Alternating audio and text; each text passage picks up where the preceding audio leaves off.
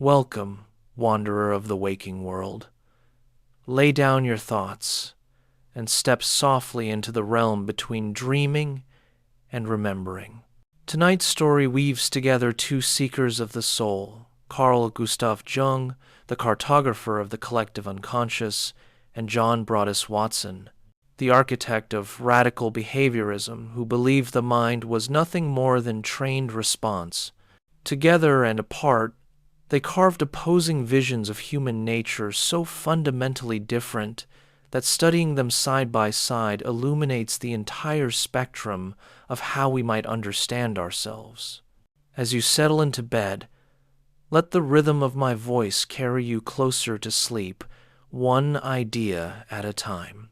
Relax as we explore how these two minds approach the mystery of human nature, one seeing depth, symbol, and ancient patterns rising from collective memory, the other discovering only behavior, conditioning, and the shaping hand of environment. Their dialogue, whether spoken or across time, illuminates the vast territories between inner and outer, between depth and surface, between soul and stimulus. If you enjoy these quiet tales of psychological dialogue and wonder, press the like button and subscribe to join me on future journeys through the conversations between great minds. Tell me in the comments which psychological relationship intrigues you most, the mentor and student, the collaborators, the friendly rivals, and together we'll explore them in nights to come. Now, let the world fade. Drift with me through the intertwining paths of Jung and Watson as we wander between their visions and listen to the echoes where their insights meet and part. In the early years of the 20th century, as the industrial age transformed, landscapes and cities rose like monuments to human ambition. Two men stood at different windows looking out at the same question: what makes a human being? One stood in Zurich, peering into the shadows of myth and dream. The other stood in America, measuring reflexes and recording responses. They would never meet. They would barely acknowledge one another's existence. Yet in their opposition, they defined the boundaries of psychology itself, the border between inner and outer, the line between soul and behavior, the gulf between meaning and mechanism. Carl Jung was born in 1875 in Kesswil, Switzerland, to a family steeped in religion and haunted by secrets. His father was a pastor who had lost his faith but continued performing the rituals. His mother seemed to have two personalities, one conventional and one mysteriously knowing. Young Carl grew up in a world where the visible and invisible intertwined naturally, where dreams carried weight, where the ancient texts spoke of transformations that seemed more real than the mundane world around him.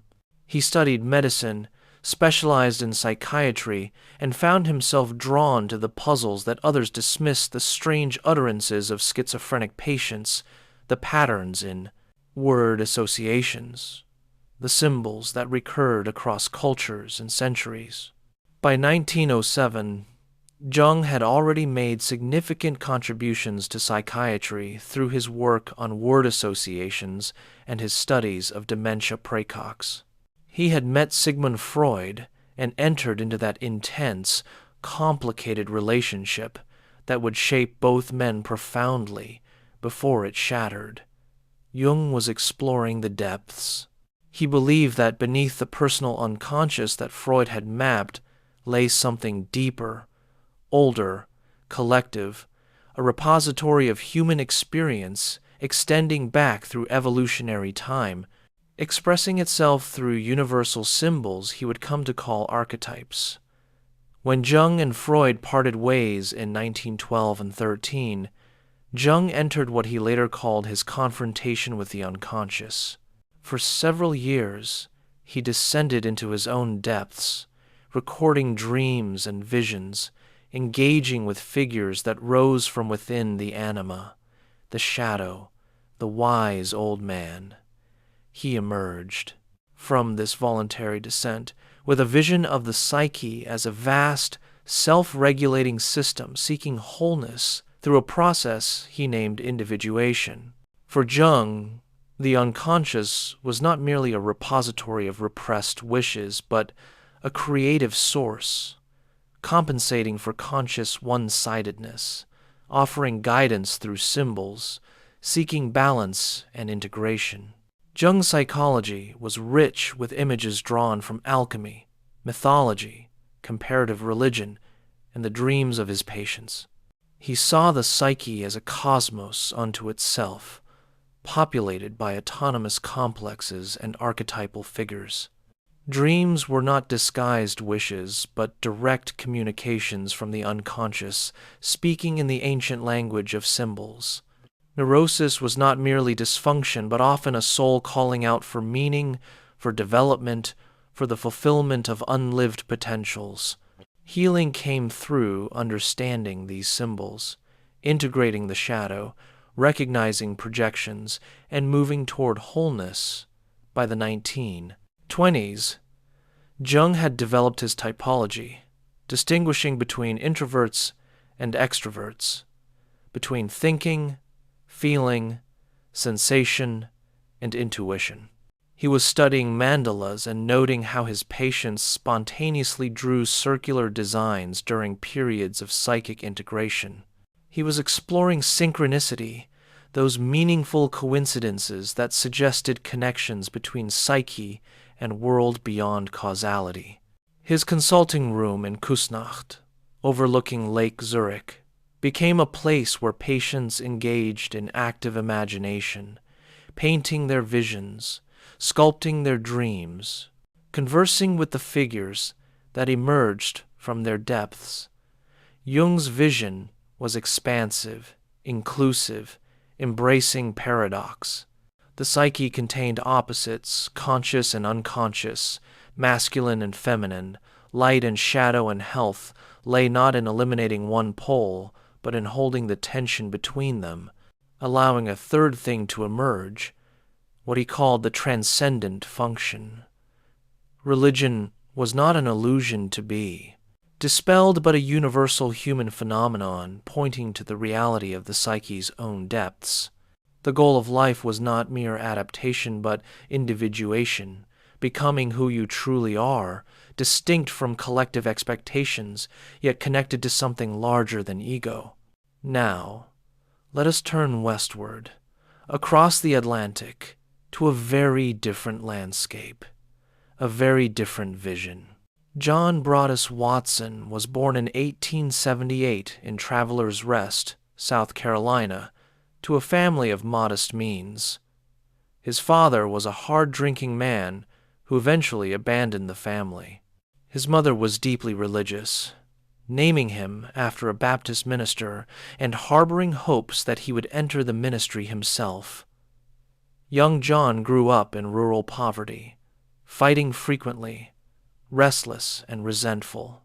He would later say he was never comfortable with introspection, never drawn to the inner world that fascinated Jung. His orientation was outward, toward action, toward what could be seen and measured.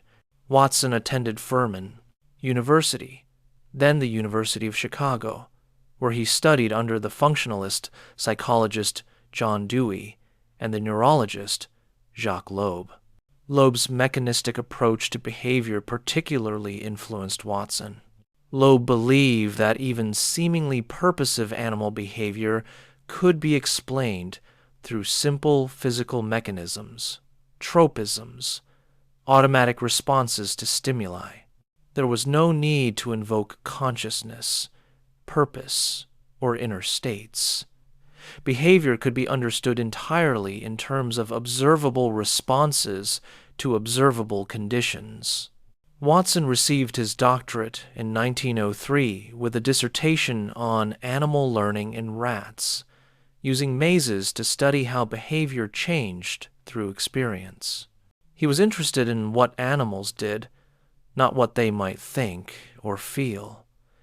Indeed, he was skeptical that we could ever know anything about inner experience, even our own. Introspection, The primary method of psychology in that era seemed unreliable, subjective, unscientific, different. Introspectionists reported different findings. There was no way to verify or falsify claims about consciousness. How could psychology become a true science if it studied something so inherently private and unverifiable? By 1913, Watson published his manifesto, an article titled Psychology as the Behaviorist Views It. This paper, delivered when Watson was only 34 years old, would reshape American psychology. In it, Watson argued that psychology should abandon consciousness entirely as a subject of study. He should focus exclusively on behavior observable, measurable actions and responses. The goal of psychology should be the prediction and control of behavior, just as physics predicted and controlled physical phenomena. Stimulus and response were the only valid units of analysis. Inner states, if they existed at all, were irrelevant to scientific psychology. Watson wrote, "The time seems to have come when psychology must discard all reference to consciousness, when it need no longer delude itself into thinking that it is making mental states the object of observation." This was revolutionary, radical, deliberately provocative. Watson was proposing to eliminate the very subject that psychology was supposed to study, but he argued that psychology had never successfully studied consciousness anyway. What psychologists actually observed was behavior, whether verbal reports or measurable actions. Why not study behavior directly and dispense with unprovable inferences about inner experience? Watson became director of the psychological laboratory at Johns Hopkins University, one of the most prestigious positions in American psychology. He gathered around him students and colleagues who shared his vision of a purely objective psychology. He studied infant development, believing that by observing humans from birth, he could understand the raw material of human nature before it was shaped by learning. He conducted his now infamous Little Albert experiment in 1920, demonstrating that fears could be conditioned through association, that emotional responses were learned rather than innate. For Watson, the mind was not a realm of depths and symbols, but simply a term for behavior patterns. What others called thinking was merely subvocal speech, tiny movements of the larynx. Emotion was visceral response, changes in heart rate and glandular secretion. Memory was habit, learned associations between stimuli and responses. Dreams, fantasies, introspective reports all were either irrelevant or could be understood as behavioral phenomena without invoking an inner world of meaning. Watson's vision was not expansive but reductive, not embracing but exclusionary. Where Jung multiplied entities and explored complexity, Watson sought economy, reducing everything to the simplest possible terms.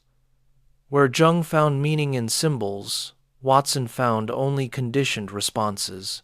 Where Jung saw the psyche as a self-regulating cosmos, Watson saw an organism shaped entirely by environment, a blank slate written upon by experience. In 1920, Watson's academic career ended abruptly when his affair with his research assistant, Rosalie Rayner, became public. He was forced to resign from Johns Hopkins. But far from silencing him, this catastrophe launched Watson into a second career in advertising, where he applied his behaviorist principles to consumer manipulation. If behavior was controlled by conditioning, then advertisements could condition consumers to desire products, to associate brands with pleasant emotions, to respond automatically to commercial stimuli. Watson became remarkably successful in advertising, proving in the marketplace what he had theorized in the laboratory. Behavior could be shaped controlled, predicted. Throughout the 1920s and into the 30s, Watson wrote popular books and articles promoting behaviorism to the general public. His most influential popular work, Psychological Care of Infant and Child, published in 1928, advised parents to treat children with emotional distance, to avoid excessive affection, to condition them systematically for independence and self-control. Emotion was something to be managed, not explored. Inner life was something to be shaped through external conditioning, not understood through introspection or symbolic interpretation. Watson's most famous pronouncement came in his book Behaviorism, published in 1925. He wrote, "Give me a dozen healthy infants, well-formed, and my own specified world to bring them up in, and I'll guarantee to take any one at random and train him to become any type of specialist. I might select doctor, lawyer, artist, merchant, chief, and, yes, even beggarman and thief, regardless of his talents, penchants, tendencies, abilities, vocations, and race of his ancestors." This was behaviorism's ultimate claim. Human nature was infinitely malleable, entirely shaped by environment and conditioning. There were no innate patterns, no inner archetypes, no depths to explore. Give the behaviorist control of the environment, and he could shape any personality at will. Now, pause here and consider the landscape we have surveyed. On one side, Jung in Zurich, exploring dreams, studying alchemy, tracing symbols across cultures, descending into his own unconscious, emerging with a vision of the psyche as cosmos. On the other side, Watson in America, observing behavior, measuring responses, conditioning reflexes, denying any reality that could not be publicly observed, proposing that human beings were entirely the product of environmental shaping. These were not merely different approaches to the same subject. They were different visions of what human beings fundamentally are. For Jung, the psyche had depths. Beneath personal experience lay the collective unconscious, the accumulated wisdom and patterns of humanity. Healing came through exploring these depths, integrating unconscious contents, understanding symbols. The goal was individuation, becoming whole, realizing your unique nature while connecting to something universal. For Watson, there was no depth, only surface. There was no inner world, only outer behavior.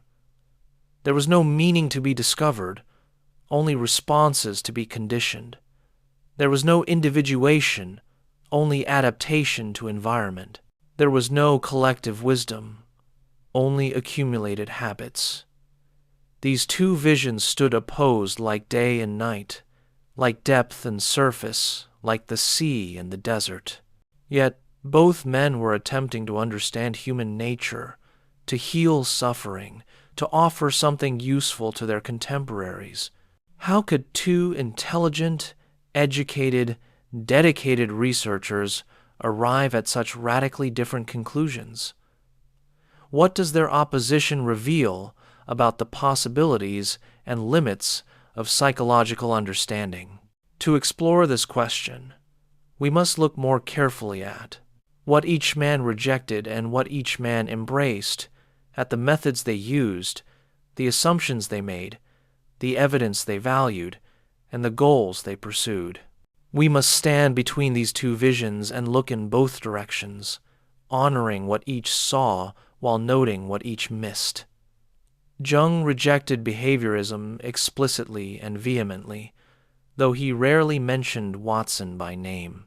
In his autobiography, Memories, Dreams, Reflections, Jung wrote about the modern prejudice against inner experience, the tendency to explain away the psyche by reducing it to something else, biology, conditioning, social forces.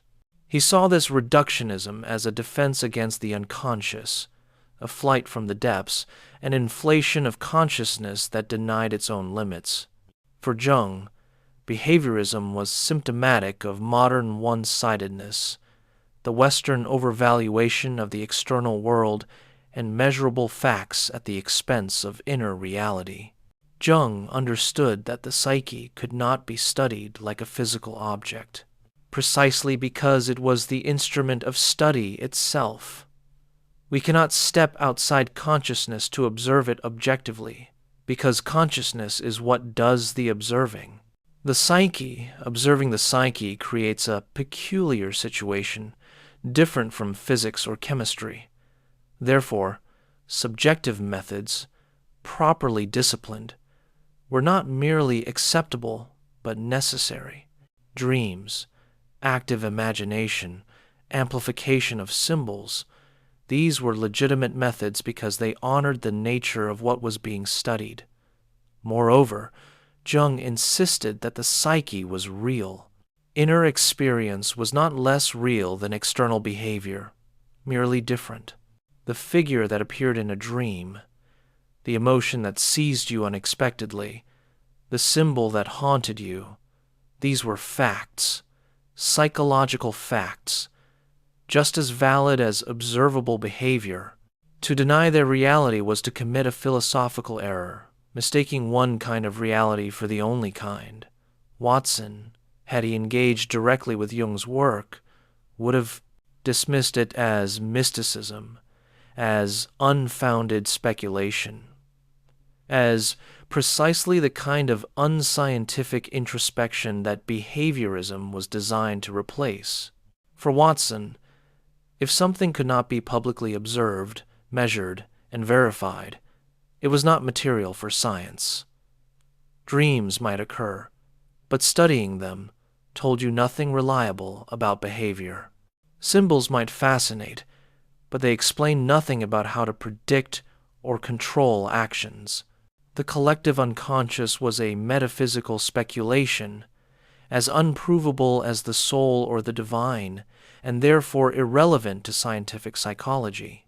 Watson would have asked, what predictions does Jungian theory generate? How can you test whether archetypes exist? How do you measure the collective unconscious? If two analysts interpret the same dream differently, which one is correct, and how do you determine this? Without objective criteria, without observable evidence, without predictability, Jung's psychology was not science, but speculation, poetry, religion perhaps, but not a reliable method for understanding and shaping behavior. Yet consider what each vision offered to the suffering individual. A person comes to Jung troubled by dreams, by a sense of meaninglessness, by a feeling that life has lost direction. Jung explores the dreams, finds recurring symbols, traces them to mythological parallels, helps the person see that what seems like personal pathology may be a call to development, an invitation from the unconscious to integrate something new, to move toward wholeness. The neurotic symptom reveals itself as purposive, meaningful, even creative. The person leaves feeling that suffering has meaning, that the psyche is not random but purposive, that there is a path forward through understanding and integration. The same person comes to Watson with the same troubles. Watson asks about behaviors. What exactly do you do when you feel anxious? What environmental triggers precede the anxiety? What responses have been reinforced? He designs a program of counter-conditioning, systematically associating new responses with old triggers, arranging the environment to reinforce adaptive behaviors and extinguish maladaptive ones. The person learns new habits, develops better responses, gains control over reactions that previously seemed overwhelming. The person leaves with practical tools for behavior change, techniques that produce measurable results. Both might help, both might heal, at least certain kinds of suffering. But they offer completely different accounts of what they have done and what healing means. For Jung, healing comes through expanding consciousness, integrating unconscious contents, finding meaning. For Watson, improvement comes through reconditioning responses, changing behavioral patterns, adapting to environment. One vision honors subjectivity and depth, the other achieves objectivity and control. One explores meaning, the other shapes mechanism. As you drift towards sleep, consider this gulf between them. It is not a simple disagreement about facts, but a fundamental difference in what each considers real, important, knowable.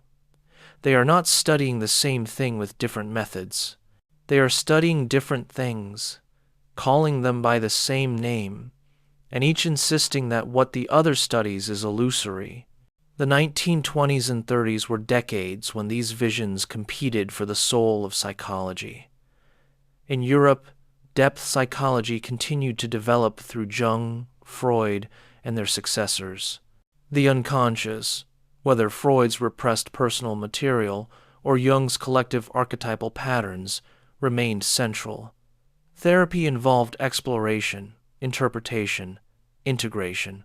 The goal was insight, meaning transformation of personality structure.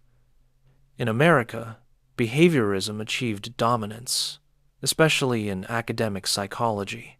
Watson's radical version was moderated somewhat by later behaviorists who allowed for more complexity, but the fundamental orientation remained. Study observable behavior, design experiments with measurable outcomes, avoid speculation about inner states. Psychology departments trained students to run rats through mazes, to chart learning curves, to analyze behavior in terms of stimulus and response.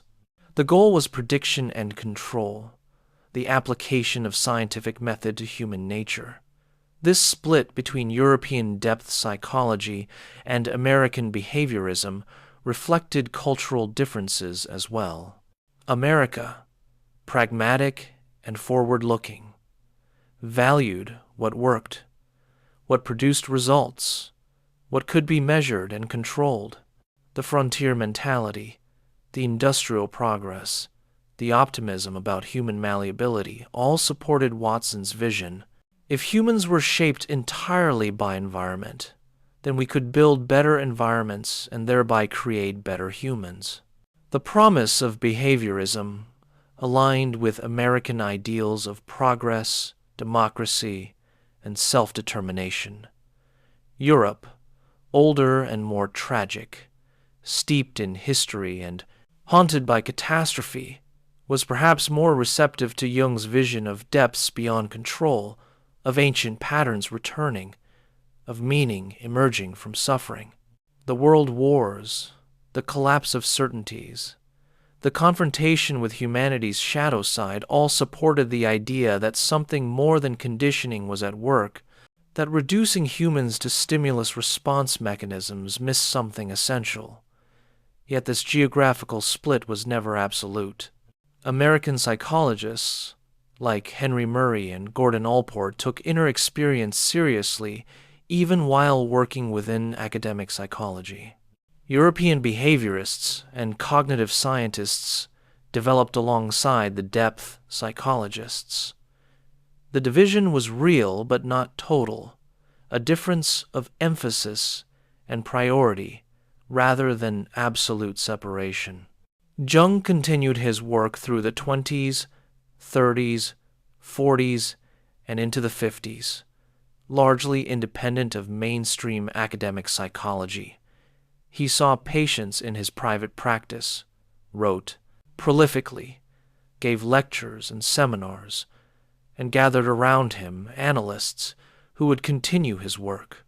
His reputation grew, especially outside academic psychology, among artists, writers, theologians, and educated laypeople interested in meaning and depth.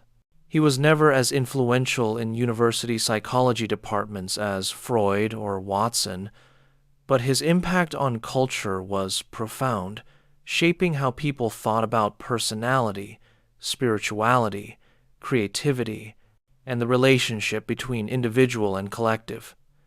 Watson's direct influence peaked in the 20s and 30s, then declined as his personal life and his extreme claims made him controversial. But behaviorism itself continued to dominate American psychology for decades. It evolved through B.F. Skinner's operant conditioning, becoming more sophisticated in its analysis of how consequences shape behavior. It produced powerful technologies of behavior modification, applied successfully in education, therapy, animal training, and organizational management. Even as cognitive psychology emerged in the 1950s and 60s, challenging behaviorism's exclusive focus on observable behavior, the behaviorist insistence on objective measurement and empirical validation remained central to mainstream psychology.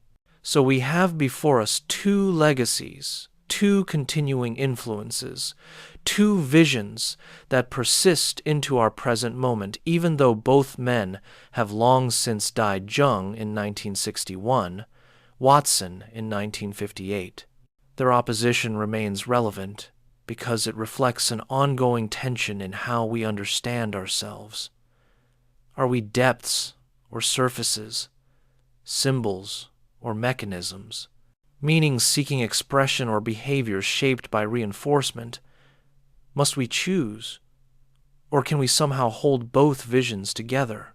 Let us now descend deeper into the specific territories where Jung and Watson diverged, where their opposition reveals most clearly the stakes of their different visions.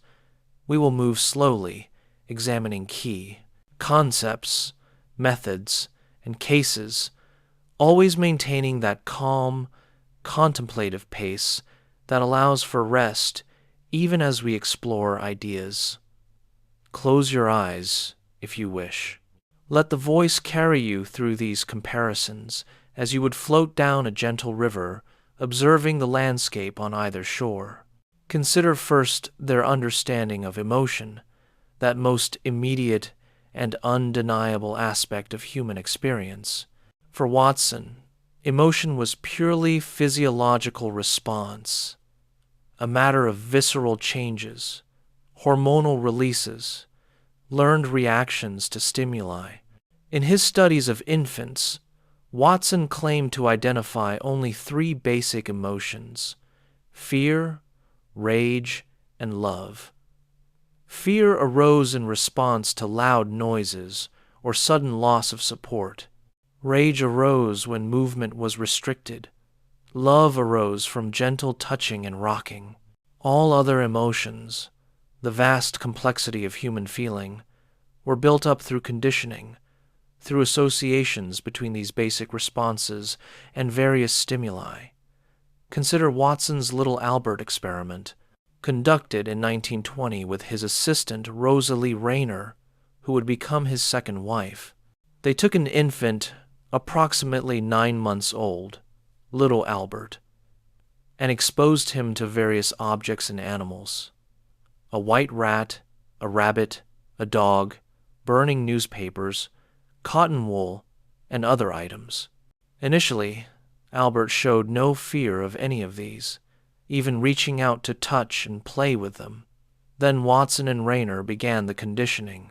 Whenever Albert reached for the white rat, Watson struck a steel bar with a hammer behind Albert's head, producing a loud, frightening noise. The noise caused Albert to startle, cry, and show signs of fear. After several pairings of rat and noise, Albert began to show fear at the sight of the rat alone, even without the noise. The fear had been conditioned.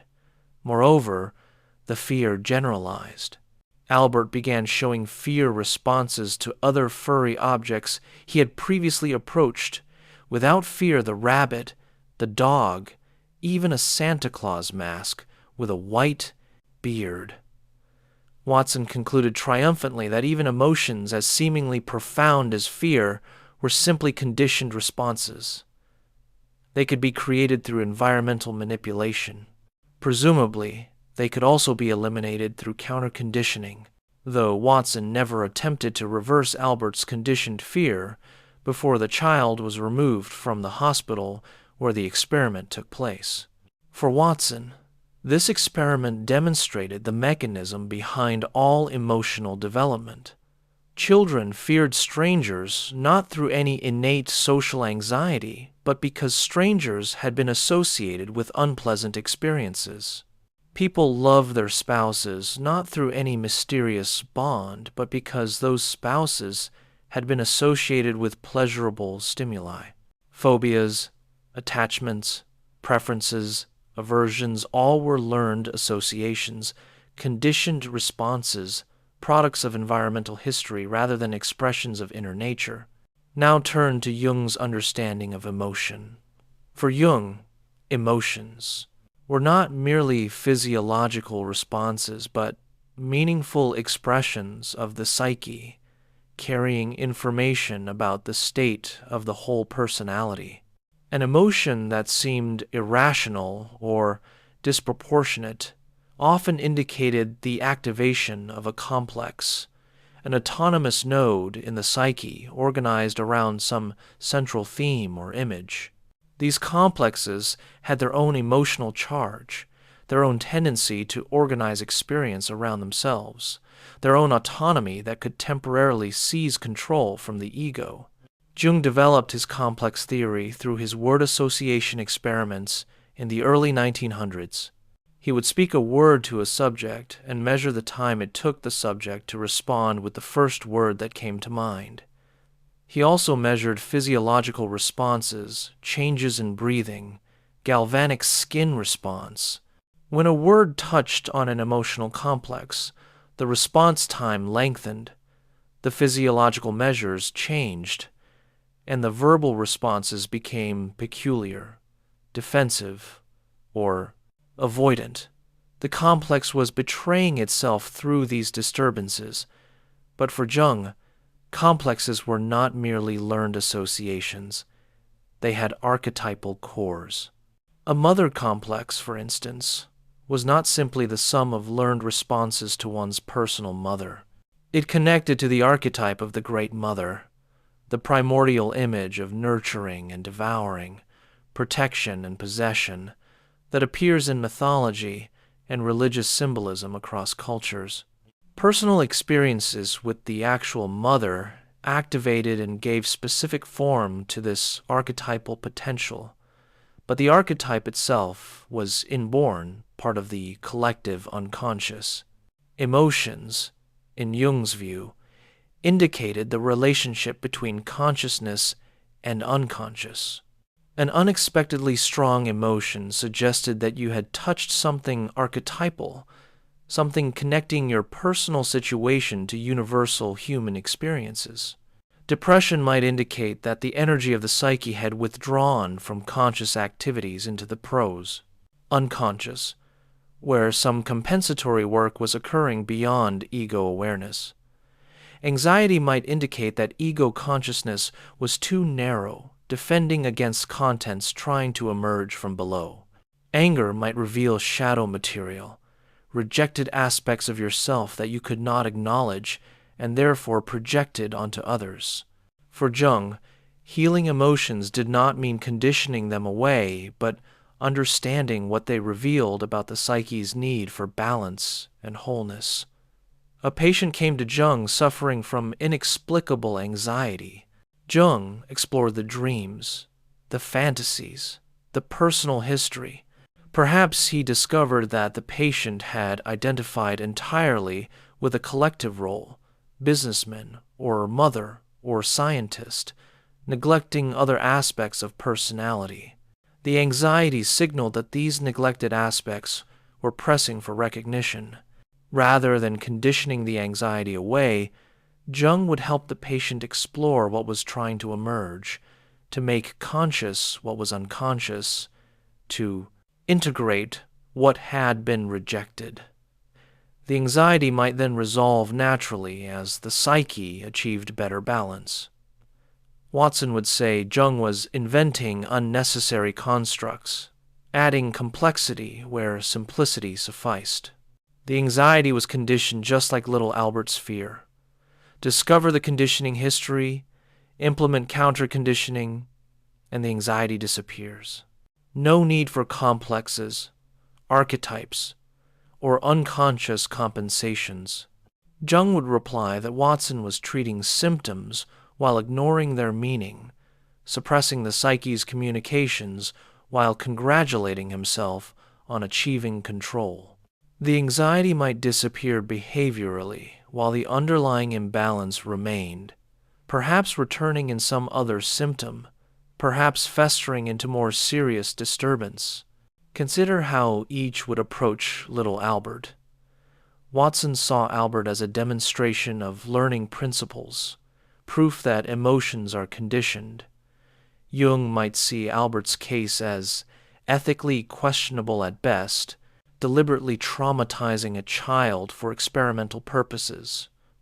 But beyond the ethics, Jung would question whether the fear was really as simple as Watson claimed. Yes, an association had been created between furry objects and frightening noise. But why did this association generalize so readily? Why was Albert predisposed to form fear associations to animals? Perhaps because animals carry archetypal significance, appearing in fairy tales, myths, and dreams as symbols of instinctual nature, wildness, the unconscious itself. Perhaps Albert's fear was not merely mechanical conditioning, but touched something deeper, an archetypal substrate that made certain associations more powerful than others. Modern research has partially vindicated Jung's intuition here. Preparedness theory in contemporary psychology notes that humans and other animals seem prepared to form certain associations more readily than others. We easily learn to fear snakes, spiders, heights, and strangers, all things that posed real threats in our evolutionary history. We do not easily learn to fear flowers, rabbits, or other benign objects, even when they are paired with unpleasant stimuli. Watson's claim that any stimulus could be equally associated with any response has proven oversimplified. Evolution has shaped our associative learning, making us more prepared to learn some things than others. This is not quite Jung's collective unconscious, but it suggests that learning occurs against a backdrop of innate structures, not on a blank slate. Consider dreams, perhaps the territory where Jung and Watson diverged most dramatically. For Watson, dreams were irrelevant to psychology. In his textbook Behaviorism, Watson devoted barely a paragraph to dreams, dismissing them as random neural activity during sleep, perhaps related to digestive processes, certainly not meaningful communications from an unconscious mind, since dreams could not be objectively observed or measured, since different people reported different dreams, since there was no way to verify or falsify dream interpretations, they fell outside the domain of scientific psychology. Watson occasionally acknowledged that people talked about their dreams and that these verbal reports were observable behavior, but the reports themselves were all that mattered, not the supposed inner experience they described. If someone reported a dream about being chased, the behaviorist could note this verbal behavior, perhaps correlated with the person's waking experiences, but there was no reason to believe that the dream content revealed anything about unconscious processes or symbolic meanings. More likely, the dream was simply a random activation of memory traces, and the verbal report was shaped by cultural expectations about what dreams should mean. For Jung, this dismissal of dreams was incomprehensible, a willful blindness to one of the psyche's most important expressions. Jung had been fascinated by dreams since childhood. He had recurring dreams that he later recognized as containing important symbols and themes that would occupy him throughout his life. He had explored Freud's dream theory, initially excited by Freud's demonstration that dreams were meaningful, but eventually dissatisfied with Freud's method of reducing every symbol to sexual meaning. Jung developed his own approach, treating dreams not as disguises for repressed wishes, but as direct, though symbolic, communications from the unconscious. For Jung, the unconscious was constantly compensating for conscious attitudes, balancing one-sidedness, offering perspectives that consciousness lacked. Dreams were the clearest window into this compensatory process. If a person had an inflated conscious attitude, the dreams would often present humiliating or deflating images. If consciousness was too narrow and rational, dreams might burst forth with wild, irrational imagery. If important aspects of personality were being neglected, they would appear in dreams, demanding attention. Jung developed the method of amplification, exploring a dream symbol by gathering associations, mythological parallels, cultural meanings, and personal connections. A patient dreams of a snake. Jung does not immediately reduce this to a phallic symbol, as Freud might.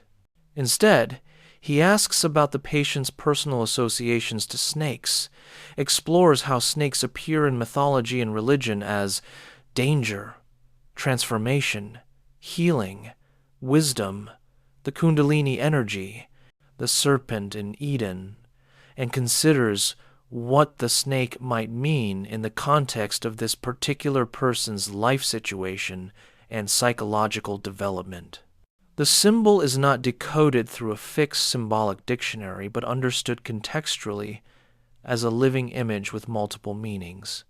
Jung also noticed that dreams often occurred in series, telling a story over time, tracing the development of a psychological situation.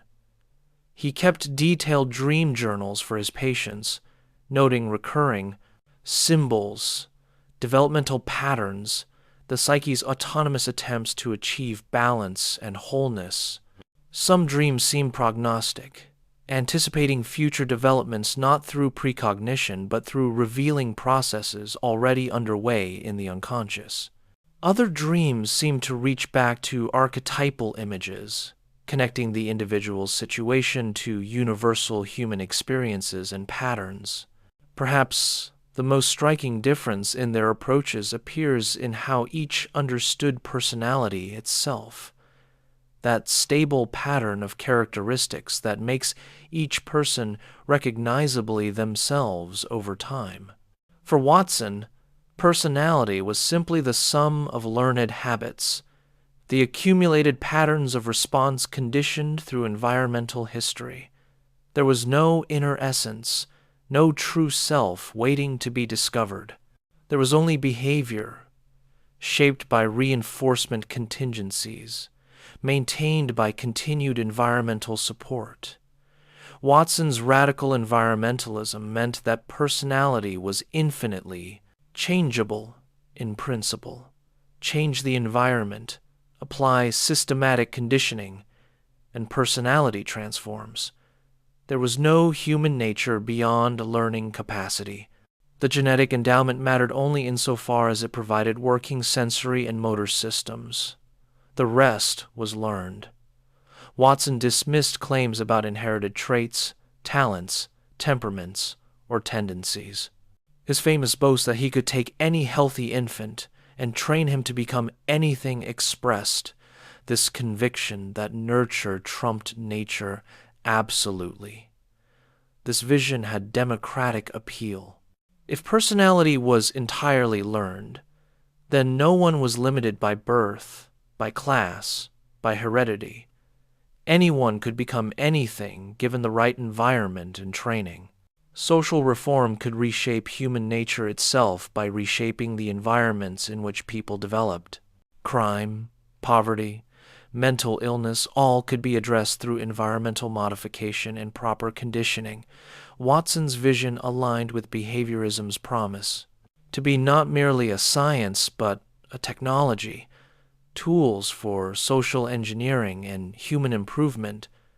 But Watson's vision also had darker implications. If personality was entirely learned, then it could be manipulated by whoever controlled the environment. The same principles that might liberate people from limitations could also be used to control and dominate them. Watson himself demonstrated this in advertising, using conditioning principles to manipulate consumer behavior. Later behaviorists would refine these techniques further, raising ethical questions about the relationship between science and social control. For Jung, Watson's vision of personality was a nightmare. The reduction of human uniqueness to mechanical conditioning, the elimination of soul. Jung insisted that personality had innate structure. The archetypes were inherited patterns, evolutionary acquisitions that shaped how we perceived and responded to fundamental human situations. Beyond the archetypes, there was individuality, what Jung called the self, the deeper organizing center of personality beyond and including ego consciousness. Jung's typology, his theory of psychological types distinguishing introversion from extroversion and differentiating thinking, feeling, sensation, and intuition, was partly innate and partly developed. People were born with certain predispositions, certain dominant functions and attitudes. Development involved differentiating these functions, using them consciously and skillfully. But individuation also required recognizing and integrating the inferior function, the least developed aspect of personality, and this integration was not merely learning new behaviors, but a deep transformation involving confrontation with the unconscious, the activation of archetypal energies, the reorienting of the entire personality around the self rather than ego. For Jung, personality developed through predictable stages across the lifespan, not merely accumulating habits, but undergoing transformations. The first half of life focused on ego development, establishing oneself in the world, building career and family, adapting to society. But at midlife, often triggered by crisis or loss, a shift occurred. The unconscious demanded recognition.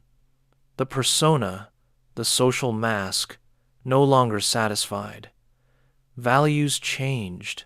What seemed important before became empty. What seemed unimportant became urgent. This was not dysfunction but development, the beginning of individuation, the turning inward toward wholeness. Watson had no concept of developmental stages beyond childhood learning. Once conditioning had shaped basic patterns, personality remained relatively stable unless deliberately modified through reconditioning.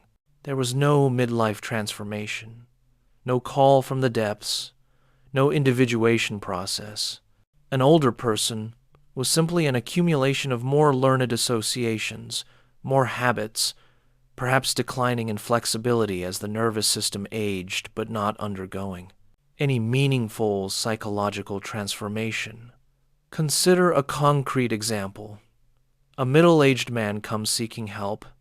He is successful by conventional standards, good job, stable marriage, financial security. Yet he feels empty, depressed, questioning everything. He has dreams of being back in school, unprepared for exams. He has dreams of wandering in unknown cities. He feels drawn to creative pursuits he abandoned in youth. He is irritable with his family, dissatisfied with his work, restless without knowing what he seeks. Watson would look at this man's behavioral patterns and reinforcement history. Perhaps the job that once provided satisfaction no longer does. The reinforcers have lost their power. Perhaps the marriage lacks sufficient positive reinforcement.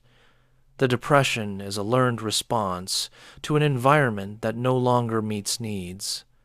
The solution is environmental modification and reconditioning.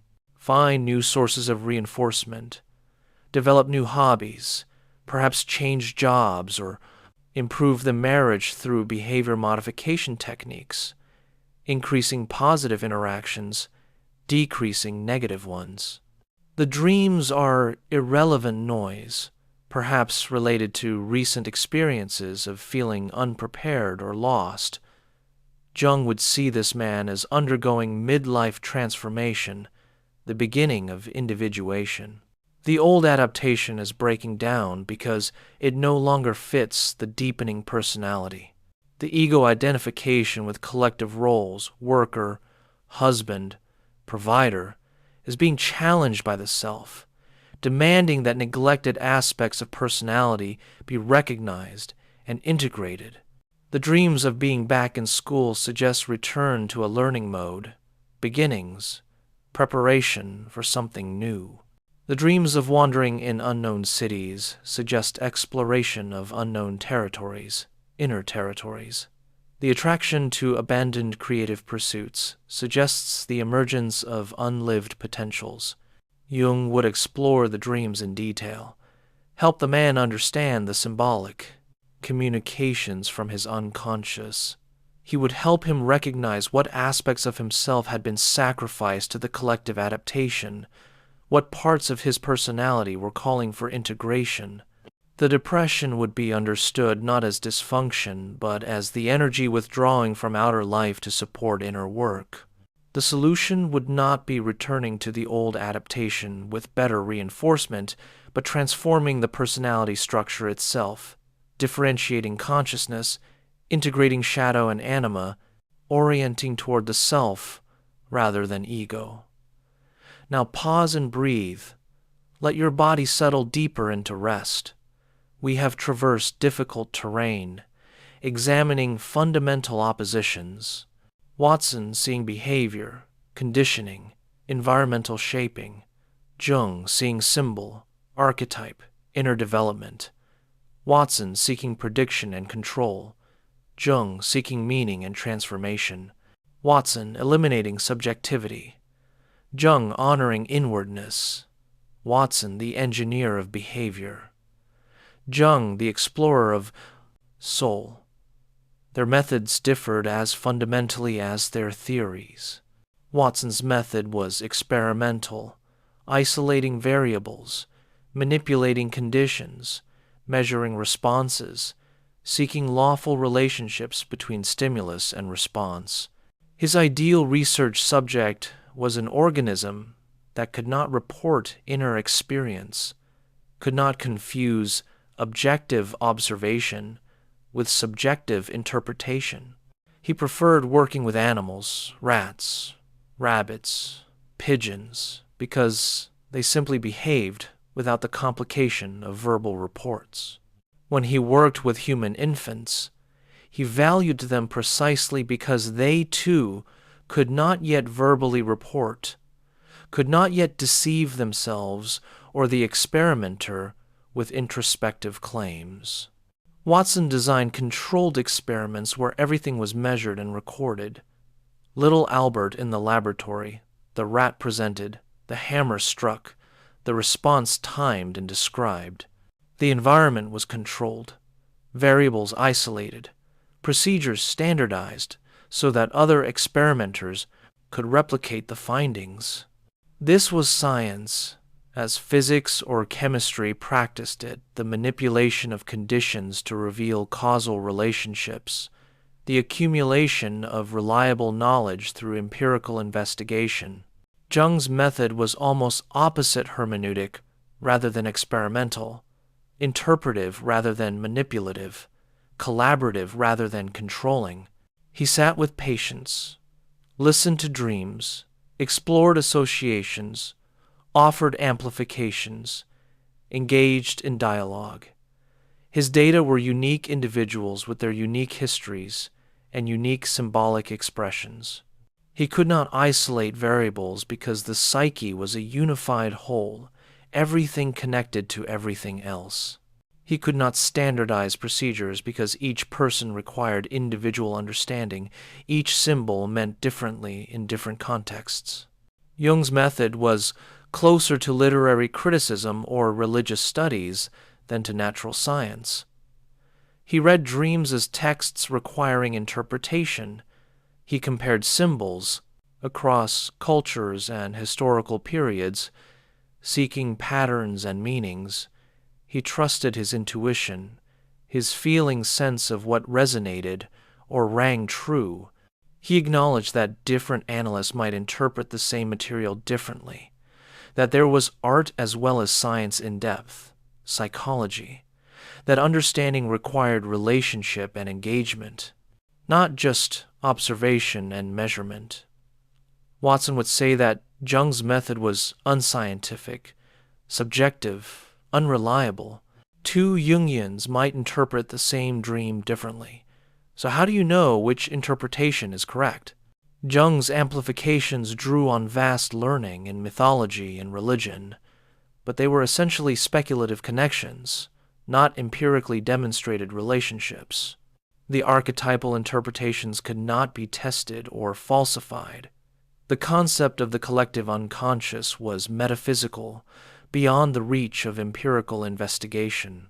Whatever insights Jung offered came not from rigorous method, but from personal intuition. And intuition varied from person to person, could not be taught or verified, could not provide the foundation for genuine science. Jung would reply that Watson's method was appropriate for studying mechanisms, but inappropriate for understanding meanings, adequate for predicting behavior, but inadequate for comprehending persons. The experimental method required treating the subject as an object, manipulating conditions, eliminating relationship, but the psyche revealed itself only in relationship, only when trust and rapport allowed unconscious material to emerge. The dream could not be standardized or replicated because it was a unique communication from one particular psyche at one particular moment. Seeking scientific certainty in psychology was seeking something inappropriate to the subject matter, imposing the methods of physics on a completely different realm. Moreover, Jung argued that the psyche was not only the object of study, but also the means of study. Consciousness itself was psyche investigating psyche, and this reflexive situation created unavoidable complexity. The physicist could study electrons without the electrons being affected by consciousness, but the psychologist studying psyche was using psyche to study itself, and this created a unique situation where objectivity in the natural science sense was impossible. The investigator's own complexes, assumptions, and unconscious factors inevitably shaped what was observed. Complete objectivity was a fantasy. Better to acknowledge subjectivity, develop awareness of countertransference, recognize the observer's participation in what was observed. Consider their understanding of mental illness, another territory where their divergence illuminates fundamental assumptions. For Watson, mental illness was learned maladaptive behavior, nothing more. There was no disease entity, no underlying pathology, just behavioral patterns that cause suffering or social dysfunction. These patterns arose through unfortunate conditioning histories. Perhaps someone learned fear responses to situations that objectively posed no threat, as little Albert learned to fear furry objects. Perhaps someone learned passive responses when active ones would be more adaptive, or aggressive responses when cooperation would serve better. The behaviors persisted because they were somehow reinforced, perhaps through attention from others, perhaps through temporary relief from anxiety. The solution was reconditioning, behavior modification. identify the maladaptive responses, discover what reinforces them, design an environment that reinforces adaptive responses instead. Use techniques like systematic desensitization for phobias, gradually exposing the person to feared situations paired with relaxation. Use contingency management to reinforce desired behaviors and extinguish undesired ones. There was no need to explore unconscious meanings, no need to understand personal history except to identify conditioning patterns. No need for relationship or insight, just systematic application of learning principles. Watson was confident that behavioral methods could treat any psychological problem. In principle, since all behavior was learned, any behavior could be unlearned and replaced with better alternatives. The behaviorist was an engineer of personality, applying scientific principles to reshape dysfunctional patterns into functional ones. This was democracy in action. Anyone could be helped, transformed, optimized through the application of proper technique. Jung saw mental illness very differently. Neurosis arose when the ego became too one-sided, when consciousness identified with some collective role or persona and rejected other aspects of personality. The rejected aspects did not disappear but remained active in the unconscious, forming autonomous complexes that disturbed ego functioning. They appeared as symptoms, anxiety, depression, obsessions, compulsions, physical ailments without organic cause. These symptoms were meaningful, purposive, even creative in a paradoxical way. They were the psyche's attempt to achieve balance, to force recognition of what had been rejected, to call consciousness toward greater wholeness. More severe disturbances, like psychosis, involved flooding of consciousness by unconscious contents, the ego overwhelmed by archetypal energies it could not integrate. Jung had worked with schizophrenic patients at the Berg-Holzli Psychiatric Hospital and found meaning in their apparently senseless utterances. They were often speaking in symbols, mythological language, but without any ego structure to channel and contain these expressions. Rather than random neural dysfunction, psychotic productions revealed the archetypal unconscious breaking through into consciousness without mediation. For Jung, healing required understanding the meaning of symptoms, recognizing what the unconscious was trying to communicate, integrating rejected contents, expanding consciousness to include more of the whole personality.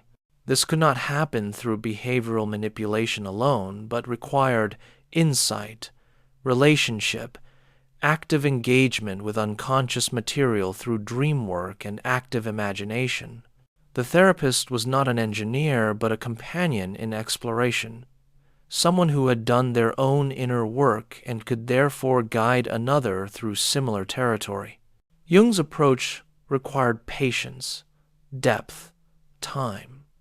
Individuation was not a quick fix, but a lifelong process. Symptoms might resolve relatively quickly if they served to initiate necessary development, but the deeper work of integration continued indefinitely. The goal was not mere adaptation to social norms, but becoming who you truly are, which might actually increase conflict with collective values in some cases. A successfully individuated person might be less conventionally adjusted, but more authentically themselves, more consciously connected to the self. Consider a patient with obsessive-compulsive symptoms, compulsively washing hands, checking locks, counting objects. Watson would identify the compulsive behaviors as responses that somehow reduce anxiety, thereby reinforcing themselves. The anxiety arose through prior conditioning to certain thoughts or situations. The solution is response prevention, preventing the compulsive behavior from occurring so that extinction can proceed, Anxiety decreases without the ritual, and new responses can be learned. With systematic application, the compulsions diminish and disappear. The person learns that nothing bad happens without the ritual. The maladaptive behavior is replaced with adaptive behavior. Jung would explore what the compulsive behaviors symbolize. Compulsive washing suggests concern with contamination, pollution, guilt. What has the person done or experienced that feels contaminating? What moral conflict is being expressed through the symptom? Compulsive checking suggests concern with boundaries, security, things being properly closed and ordered. What in the person's life feels chaotic, uncontrolled, threatening? What need for order and certainty is being expressed? The counting might relate to the archetypal significance of number, attempts to impose quantitative order on qualitative experience that feels overwhelming. Jung would explore the dreams, looking for amplification of the themes suggested by the symptoms. Perhaps the person dreams of being dirty, unable to get clean, suggesting guilt or shame about some aspect of themselves. Perhaps they dream of intruders, threatening figures approaching, suggesting that shadow material or repressed contents are pressing for recognition.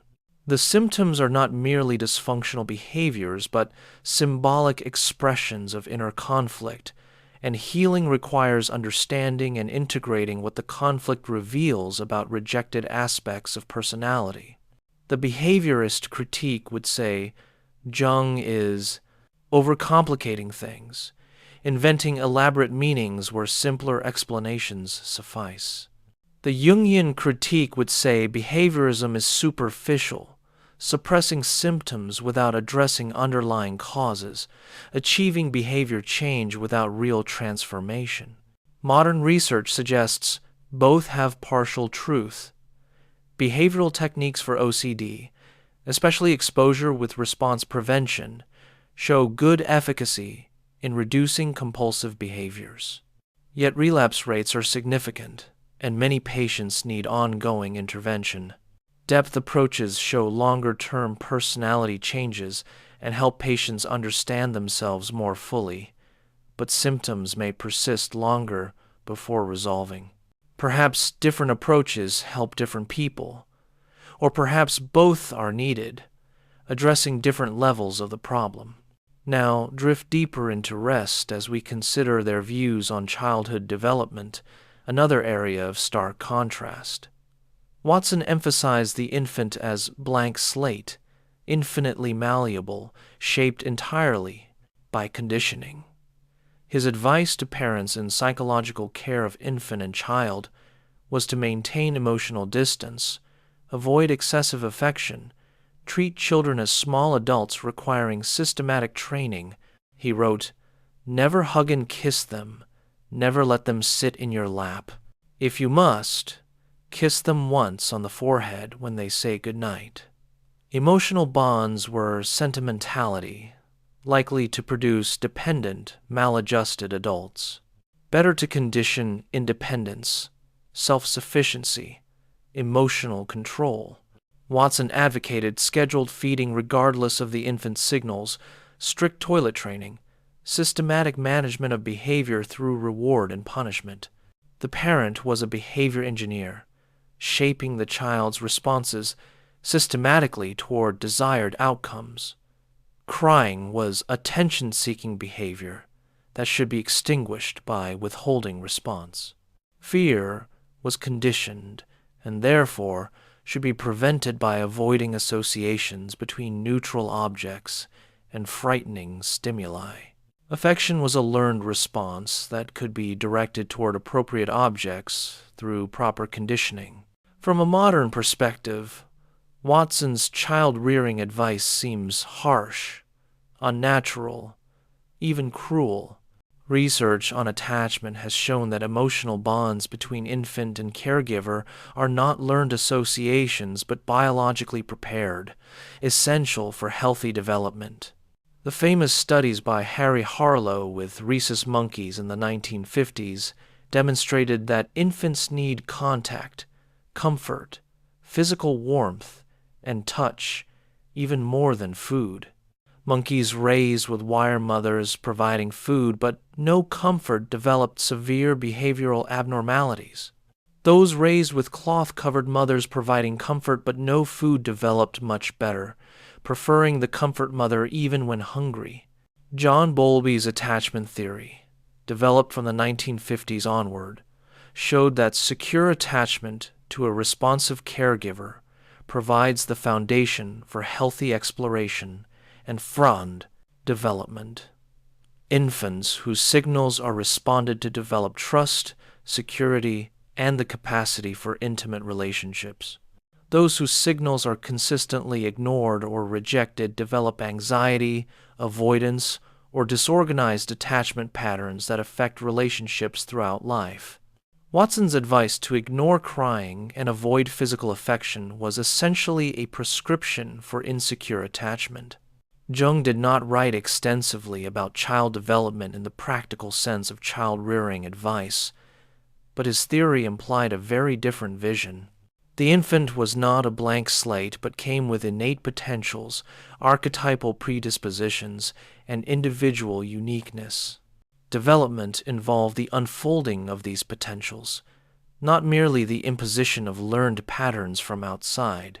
The parent's role was to provide security and support for this unfolding, to recognize and respect the child's unique nature rather than trying to mold the child into predetermined forms. Jung saw childhood as the time of identification with the parents, living in participation mystique, the unconscious unity where boundaries between self and other are not yet clearly established. Gradually, ego consciousness develops. Differentiation occurs. The child establishes autonomy. But healthy development requires that this separation happen organically, not through forced independence. The child needs the security of parental presence to explore the world, needs emotional responsiveness to develop trust, needs the container of parental love to feel safe enough to differentiate. Moreover, Jung recognized that parents projected their own unconscious contents onto children, seeing in the child aspects of themselves they could not acknowledge. These projections could distort the child's development, forcing the child to carry parental complexes, to live unlived portions of parental lives. Healthy parenting required parents to withdraw these projections, to recognize the child's autonomy and unique nature, to support individuation rather than imposing predetermined patterns. Jung also understood that childhood experiences left lasting impressions not merely through conditioning but through the formation of complexes. A traumatic experience activated archetypal potentials in negative forms, the terrible mother instead of the good mother, the hostile world instead of the safe container. These complexes influenced development profoundly, shaping how future experiences were perceived and integrated. But they were not merely learned associations. They were living nodes in the psyche with their own autonomy, requiring eventual integration rather than simple reconditioning. Watson's own children became a tragic test case for his theories. He raised his sons according to his behaviorist principles, with emotional distance, systematic conditioning, minimal affection. The results were disastrous. One son, William, attempted suicide multiple times and eventually succeeded. Another son, James, struggled with depression throughout his life. Watson's daughter, Mary, later wrote about the coldness of her upbringing, the absence of warmth, the feeling of being an experimental subject rather than a loved child. Watson's grand claims about shaping children into anything through proper conditioning were undermined by the unhappiness of his own conditioned children. Jung's children also faced challenges, partly because Jung himself was often absorbed in his work, engaged with patients and ideas rather than family life. But the Jungian approach at least recognized that children have their own depths, their own inner lives, their own developmental imperatives that cannot be simply shaped from outside. The goal was not to produce predetermined outcomes, but to support the unfolding of each child's unique nature, to provide security and love within which individuation could eventually occur.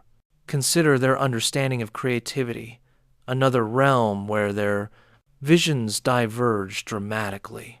For Watson, creativity was simply novel combinations of learned responses, random variations shaped by selective reinforcement.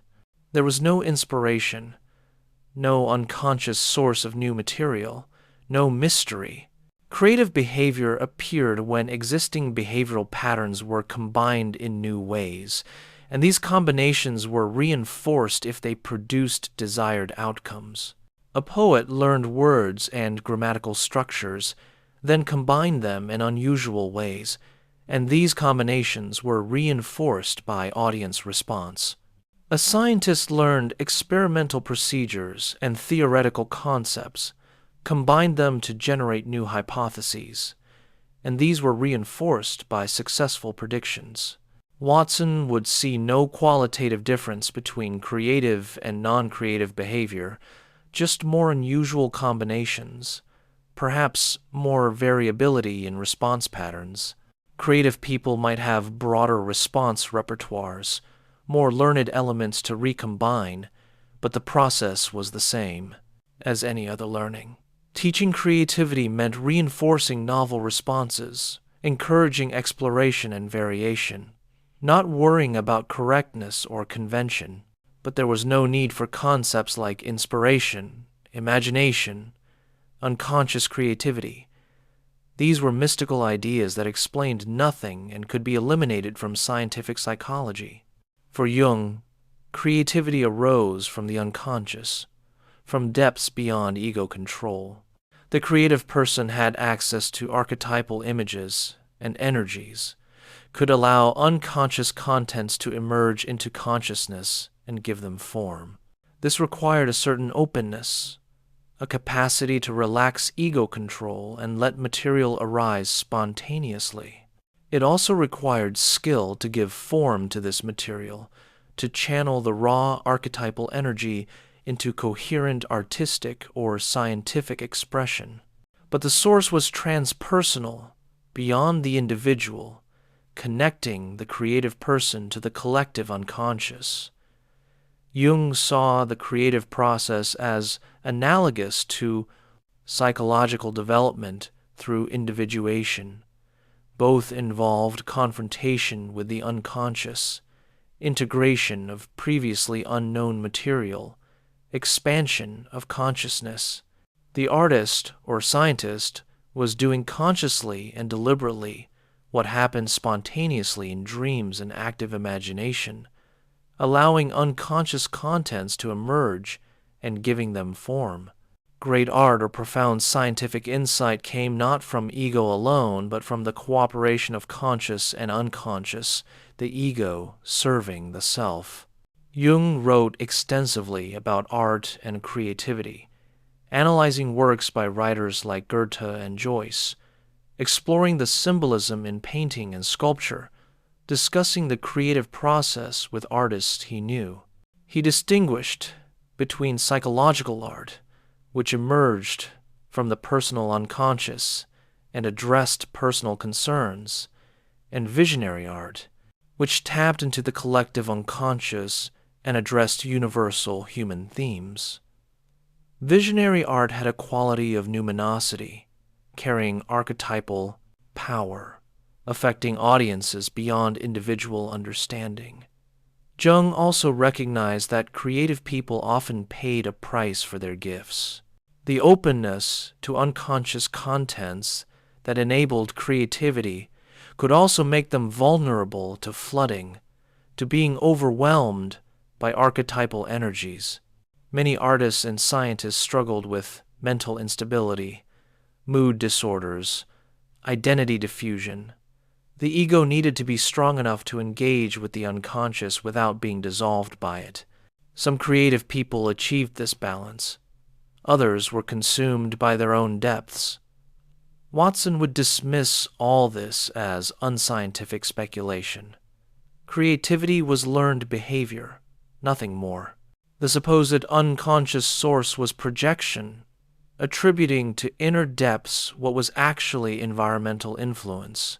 The artists learned techniques and imagery from the culture, recombined them in novel ways, and called this inspiration. The scientists learned theories and methods, tried variations, and called the successful ones insights. There was no mystery, no depths, no archetypal source, just learned responses shaped by reinforcement. Yet consider specific examples of creativity that challenge Watson's explanation.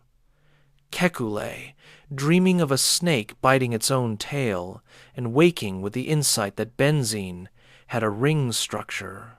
Poincaré stepping onto a bus and suddenly understanding the relationship between different mathematical functions after weeks of fruitless conscious effort.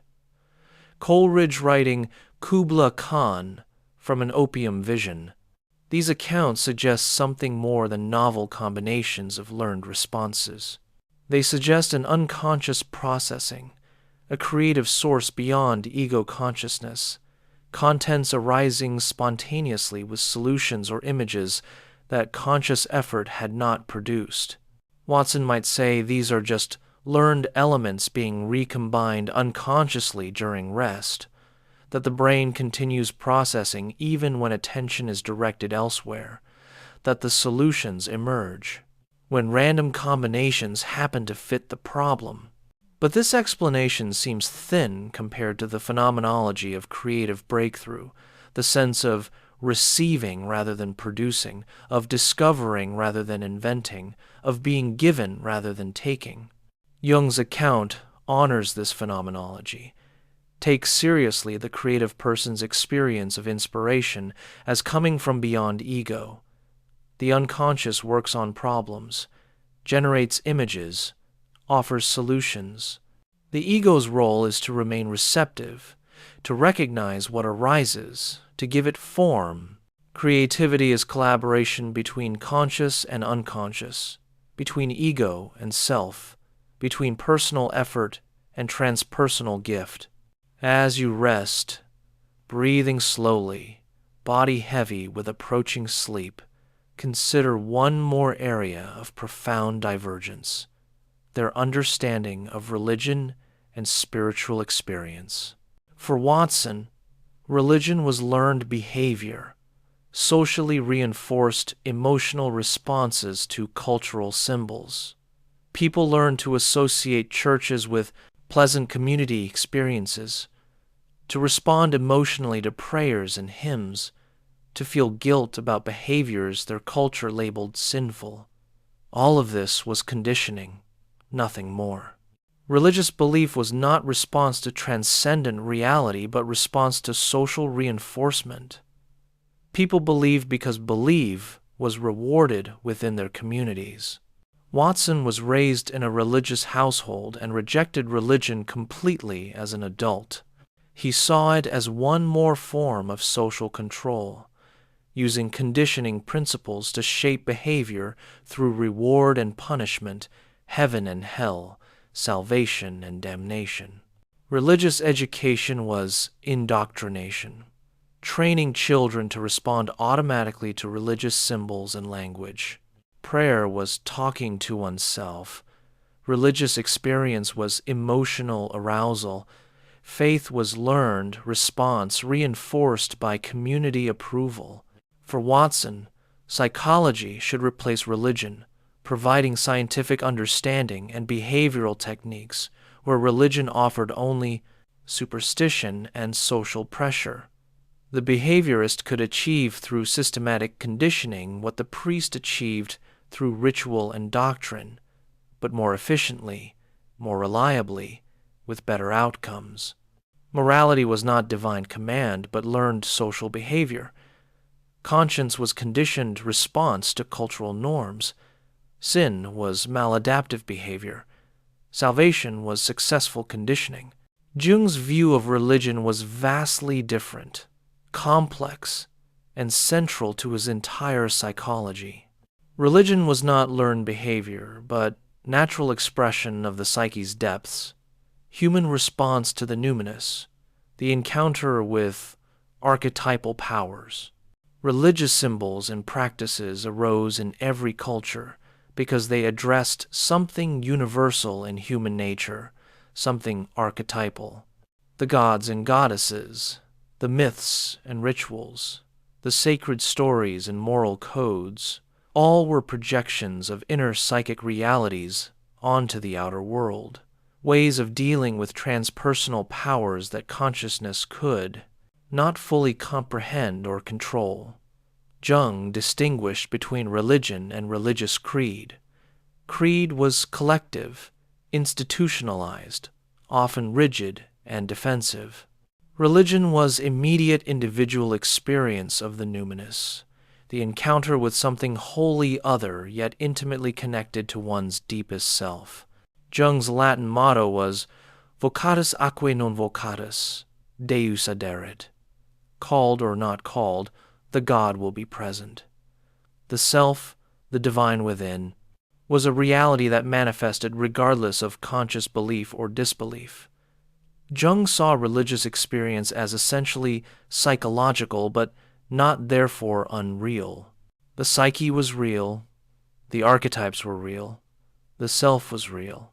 Encounters with these realities produced experiences that people naturally described in religious language: transformation, rebirth, revelation, grace. These were not learned responses, but genuine experiences of psychic transformation. Moments when ego encountered something greater than itself and was changed. Modern psychology has largely sided with Watson in dismissing religious experience as learned or pathological. Yet research on transformative experiences, mystical states, and psychedelic therapy suggests something more complex. People report encounters with profound meaning, experiences of unity, feelings of connection to something greater than ego. These experiences often produce lasting positive changes, reduced anxiety, increased compassion, greater sense of purpose. They cannot be easily reduced to learned associations or wishful thinking. Jung understood that religious symbols and practices served psychological functions, facilitating integration, providing containers for overwhelming archetypal energies, guiding development through life stages. Baptism symbolized death of the old and birth of the new. Communion symbolized participation in the divine.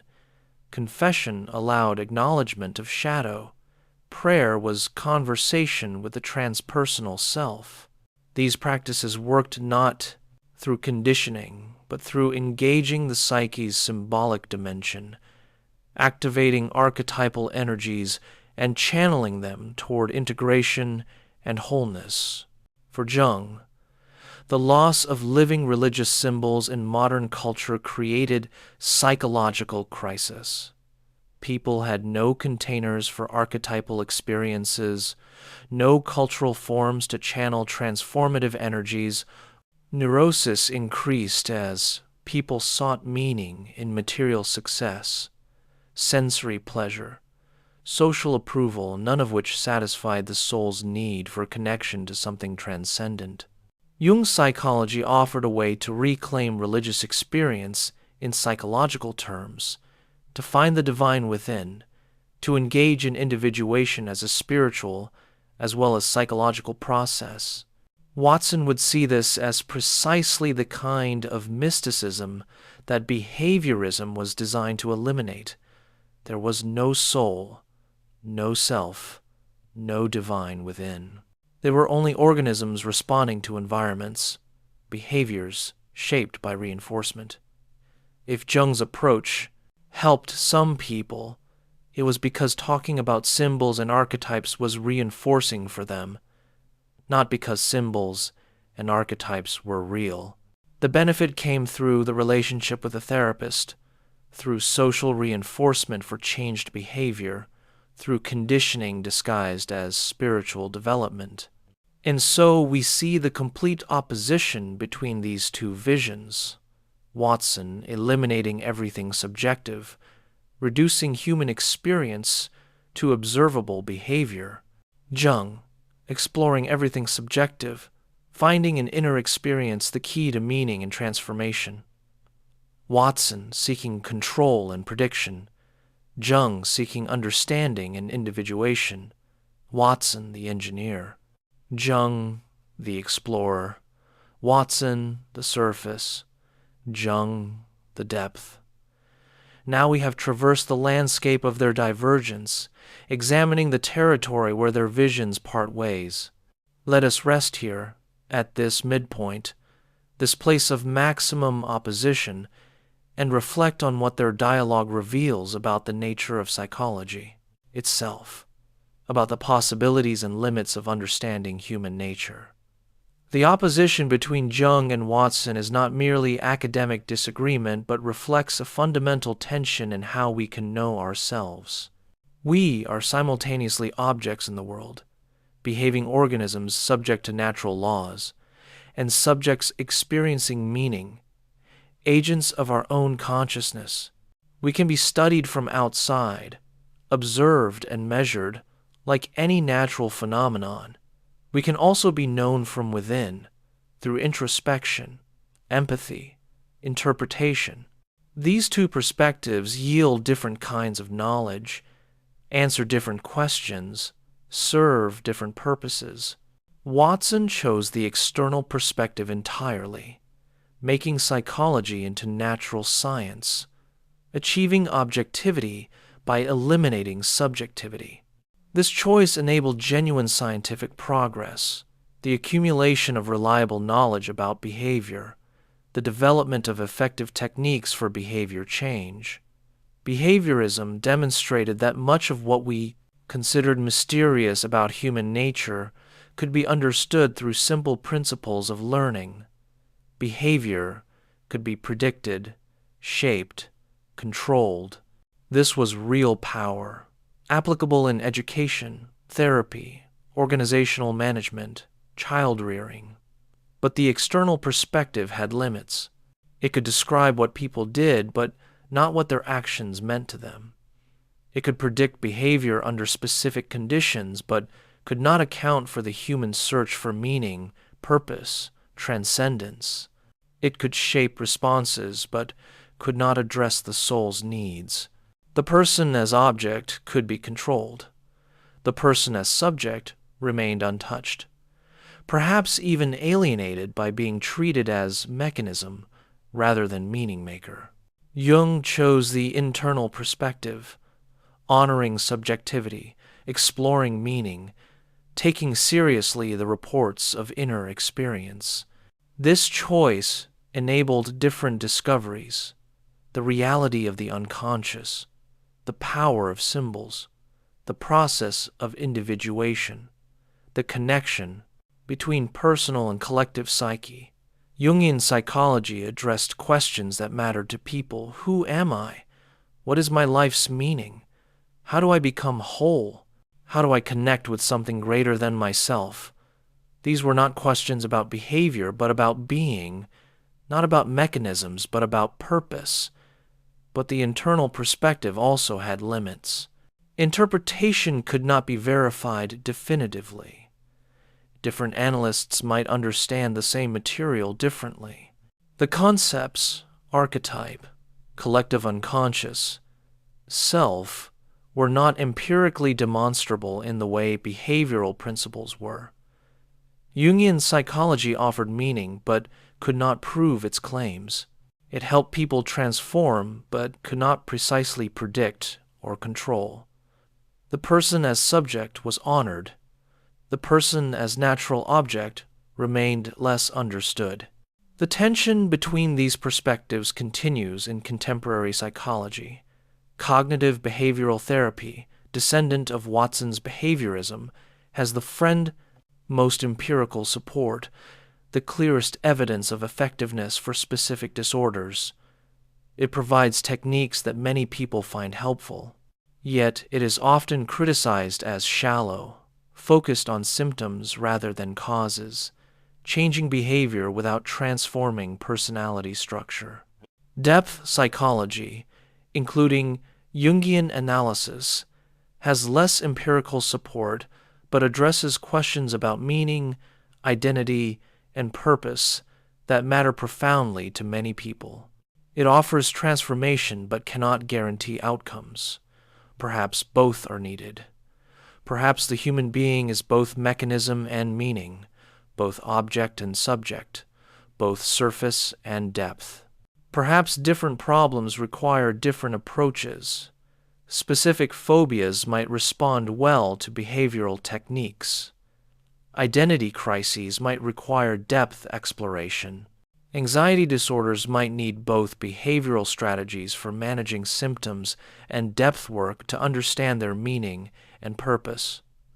Modern integrative approaches attempt to combine to these perspectives, using behavioral techniques while honoring inner experience, employing empirical methods while remaining open to subjectivity. Dialectical behavior therapy combines behavior modification with mindfulness and acceptance.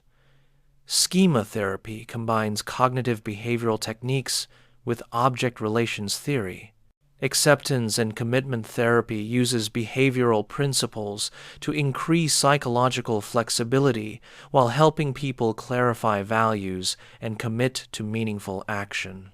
Yet something is lost when we simply combine approaches without understanding their fundamental incompatibility. Watson and Jung were not describing the same thing in different languages, but pointing to different realities. Behavior is real, observable, measurable, shapeable, but meaning is also real, subjective, interpretable, transformative. The question is whether these realities can be integrated or whether they remain irreducibly different ways of being human, both valid, both limited, both necessary. Consider a profound question. Can a human being be fully understood? Watson's answer was yes, at least in principle.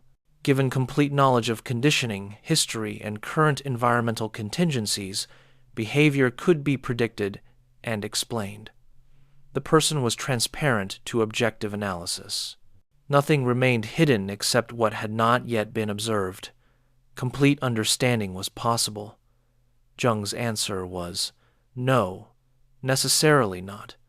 The unconscious was, by definition, unknown. What was unconscious today might become conscious tomorrow, but new unconscious contents would form. The self was greater than ego, never fully knowable. Moreover, the observer was part of what was observed, consciousness investigating itself, creating inevitable limits. Complete understanding was impossible. Mystery remained always. These different answers reflect different ontologies, different views of what human beings fundamentally are. Watson's human was finite, bounded, fully part of the natural order, knowable in principle. Jung's human was infinite, connected to something beyond individuality, possessed of depths that exceeded ego comprehension. Watson's human was creature. Jung's human was also creator, or at least participant in creation through individuation. These ontological differences had ethical implications. For Watson, the behaviorist with knowledge and technique had the right and responsibility to shape behavior, to condition people toward adaptive functioning. The technology of behavior was neutral, applicable to any goal. The question was only who controlled the reinforcement contingencies and toward what ends. This could support democratic egalitarianism. Anyone could be shaped into anything, regardless of birth. but it also risked totalitarian control. Whoever controlled the environment controlled the person. For Jung, the analyst's role was not to shape, but to facilitate, not to control, but to accompany. The patient's own self provided the direction. The analyst's training in self-knowledge allowed them to guide without imposing, to interpret without controlling. The goal was not adaptation to social norms, but individuation toward unique wholeness, which might actually require some conflict with collective values. This respected autonomy and depth, but risked relativism. If everyone must find their own way, how do we distinguish healthy individuation from pathological narcissism? These ethical differences remain relevant today. Should therapists focus on reducing symptoms and improving social functioning, or should they help clients question social expectations and find authentic selfhood? Should schools condition children for obedience and productivity, or should they honor each child's unique potential and support its unfolding? Should society use psychological techniques to shape behavior toward collective goals, or should it protect individual autonomy and accept diversity even when inconvenient? Watson's legacy supports the former option's symptom reduction, social adaptation, behavior shaping for collective benefit. Jung's legacy supports the latter authentic selfhood, questioning collective norms, protecting individual uniqueness. Both visions have merit, both have dangers. Complete behaviorist control produces conformity, eliminates creativity, reduces humans to mechanisms.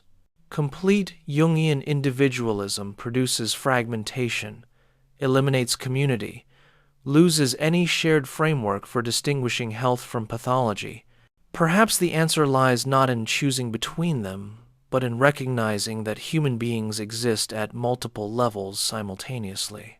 At the behavioral level, we are indeed conditioned by environment, shaped by reinforcement, predictable within limits. At the symbolic level, we are also meaning makers, interpreters, participants in stories larger than ourselves. At the existential level, we face questions about purpose, authenticity, finitude that cannot be answered through conditioning or symbolic interpretation alone. Different levels require different approaches, different languages, different methods. But this layered view requires us to acknowledge that complete integration is impossible. Watson and Jung were not offering complementary perspectives on a single reality, but identifying different realities that somehow coexist within human being. We are mechanisms. We are also meanings. Both are true. Both are partial. Both are necessary. The tension between them cannot be eliminated, but must be sustained, held, acknowledged. As sleep draws nearer, as consciousness softens toward dream, reflect on this. The dialogue between Jung and Watson continues in each of us. We live at the intersection of their visions, simultaneously behaving organisms and experiencing subjects, simultaneously shaped by environment and shaping ourselves through meaning. We are what we do, measurable and observable. We are also what we mean, interpretable and transformable. The behaviorist and the depth psychologist inhabit our attempts at self-understanding, pulling in opposite directions, neither fully adequate, neither fully wrong. When you try to change a habit, you are Watson, manipulating contingencies, reinforcing new responses, shaping behavior.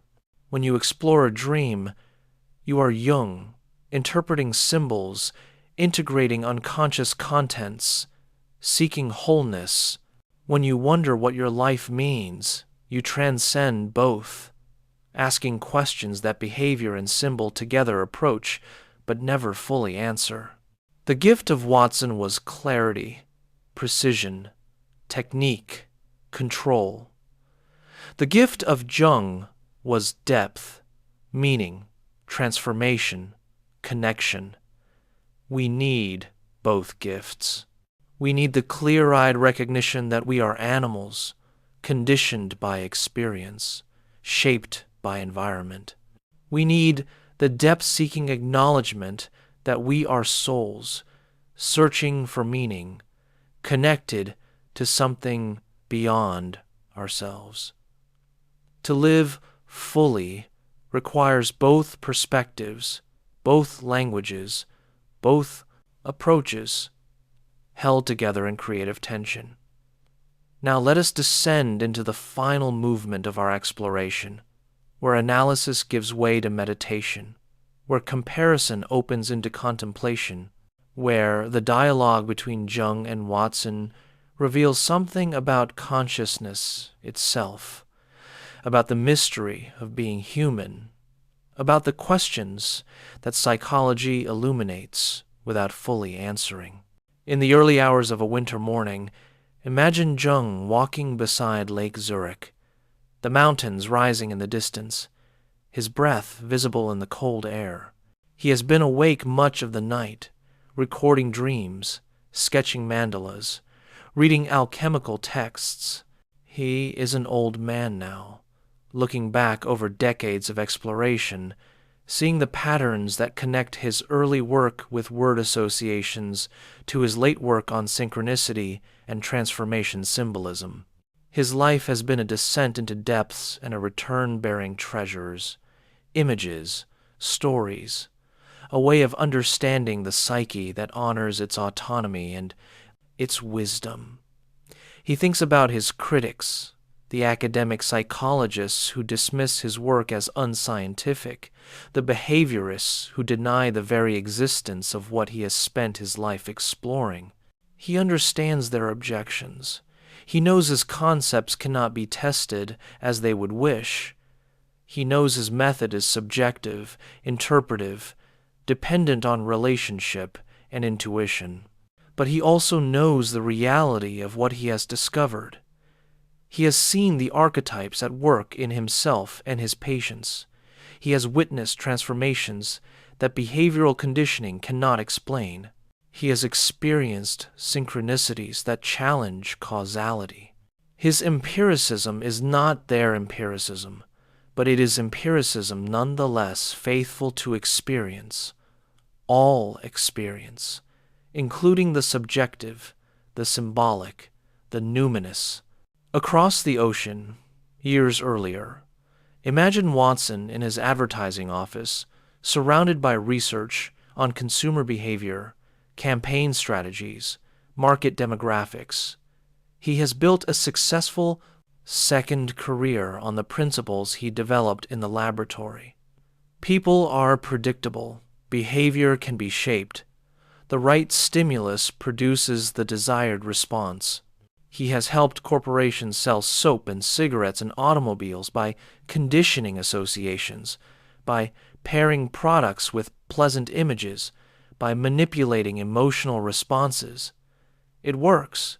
The sales figures prove it works. He thinks about his critics, the soft-headed humanists who claim there is something more to human beings than behavior, the psychoanalysts with their talk of unconscious wishes and symbolic meanings. He sees their approach as wishful thinking, projection, inability to accept human nature's machine-like predictability. There is no ghost in the machine. There is only the machine, more complex than simple mechanisms, but ultimately understandable in similar terms. Sentiment is weakness. Subjective certainty is delusion. Only objective observation provides real knowledge. And yet, late at night, alone, Watson sometimes wonders about his children, their unhappiness, their struggles. He followed his principles rigorously in raising them. He conditioned them as his theory prescribed. The results should have been success, adaptation, happiness. Instead, there is depression, suicide attempts, estrangement. Perhaps the conditioning was not complete enough. Perhaps other environmental factors interfered. Perhaps the principles need refinement, but never he would not allow himself to think. Perhaps the principles are wrong. Perhaps children need something more than systematic conditioning. Perhaps there is an inner life that behavior modification cannot touch. These two men, who never met, who barely acknowledged each other's existence, represent more than different approaches to psychology.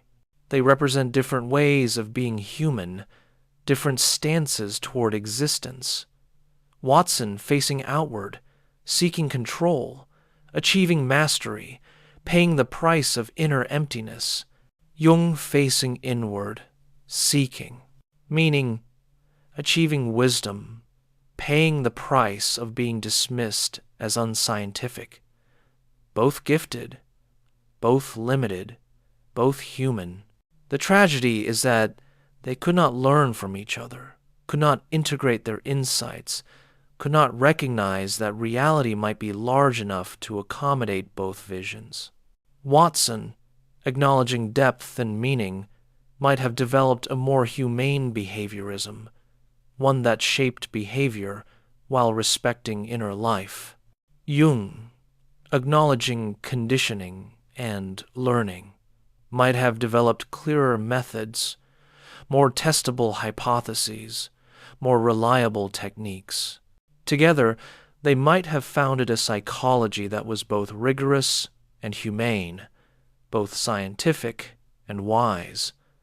But such integration requires holding opposites, and opposites tend to repel. Watson needed to eliminate subjectivity to achieve objectivity.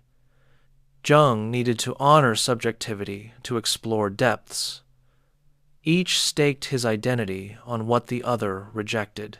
To admit the other's truth would have required acknowledging the limits of one's own vision, and such acknowledgement is difficult, perhaps impossible, for pioneers who must believe absolutely in their path to have courage to walk it.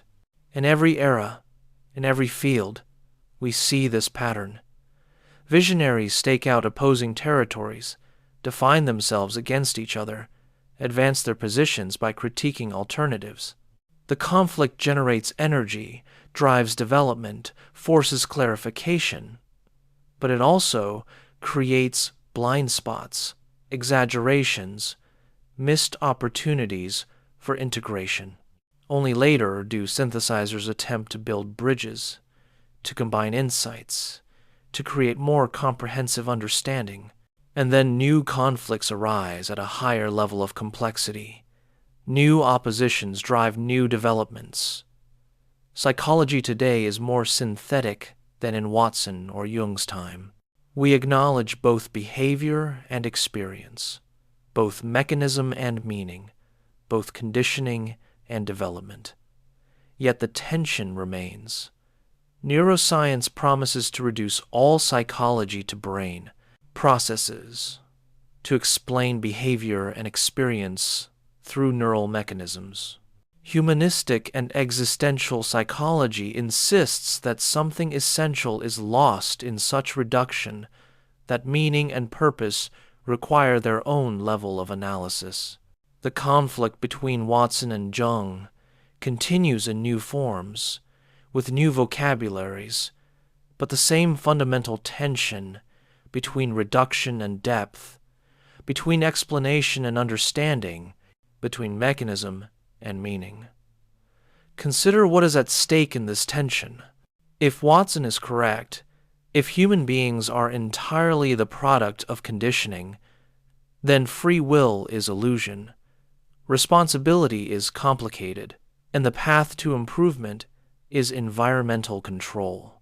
Change society, modify contingencies, and human nature transforms.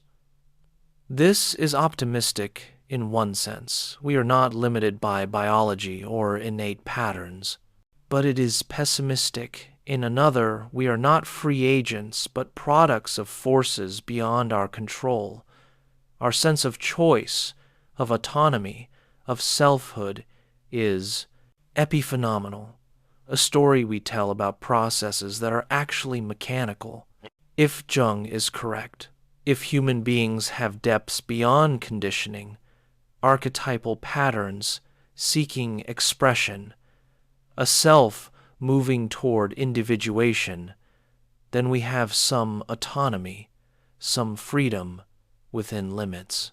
We are not blank slates, but unique individuals with innate potentials.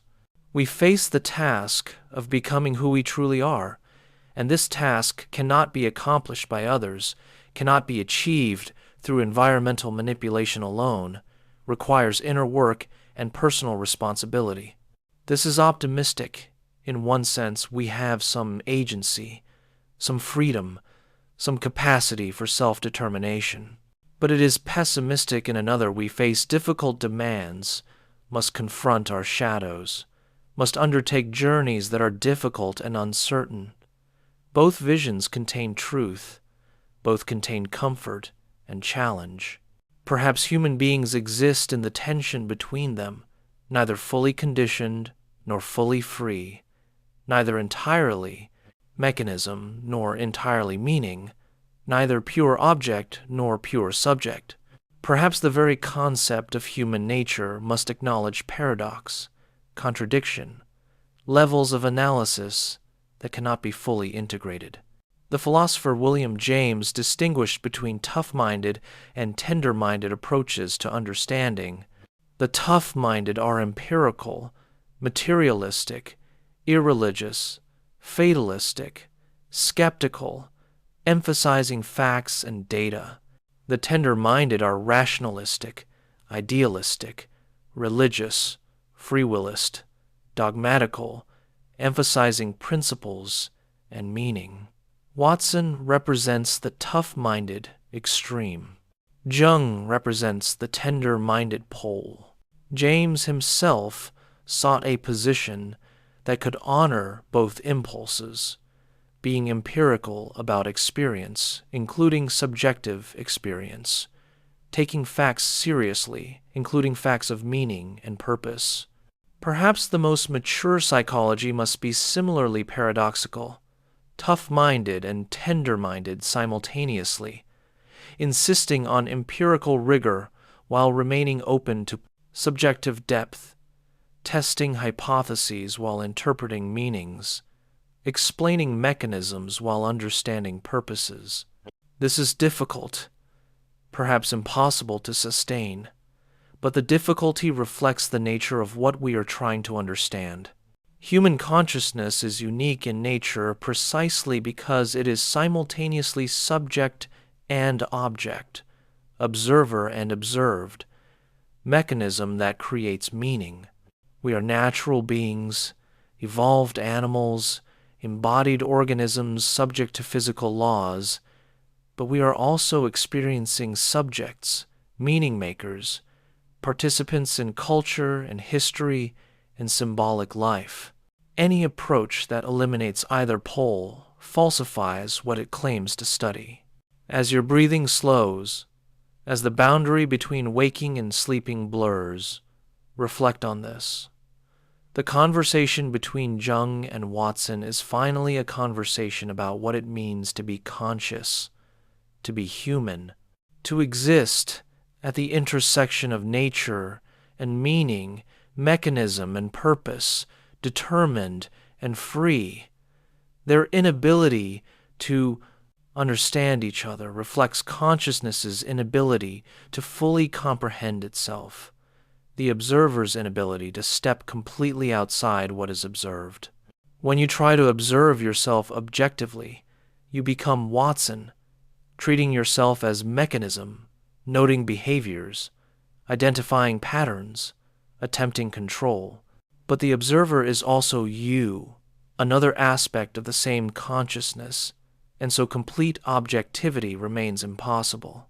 When you explore your inner experience subjectively, you become Jung, attending to dreams and symbols, seeking meaning, honoring depth.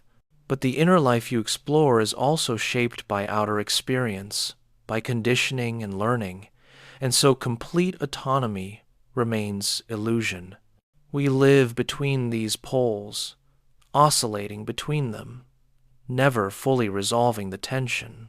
And perhaps this irreducible tension is what consciousness is: not a thing, but a process, not a substance, but a relationship, the ongoing dance between subject and object, between behaving and experiencing, between being shaped and shaping ourselves. The gift of studying Jung and Watson together is precisely the gift of seeing this tension clearly, of recognizing that both perspectives are necessary and neither is sufficient, of understanding that human beings are more paradoxical, more complex, more mysterious than any single vision can accommodate. Their opposition illuminates rather than resolves, opens questions rather than closing them, invites us into deeper wondering rather than final certainty. If we follow Watson purely, we achieve control but lose meaning. We can predict and shape behavior but miss the interior life that makes existence worthwhile. We become engineers of human possibility but forget that people are not merely mechanisms to be controlled, but subjects experiencing their lives from within. If we follow Jung purely, we achieve depth but lose precision. We can explore meaning and support transformation, but cannot reliably test our insights or demonstrate their effectiveness. We become guides to interior territories, but risk losing connection to external reality, to shared standards of evidence, to common ground for dialogue. The way forward requires what Jung called holding the tension of opposites, maintaining the conflict rather than prematurely resolving it, allowing something new to emerge from the sustained opposition.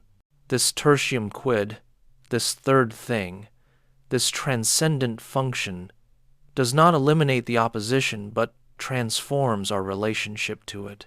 We can be behavioral when behavior is what matters, attending to habits and conditioning.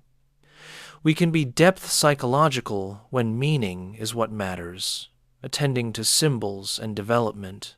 And we can recognize that both matter, that human beings simultaneously inhabit these different levels, that complete integration is impossible, but creative tension is fruitful.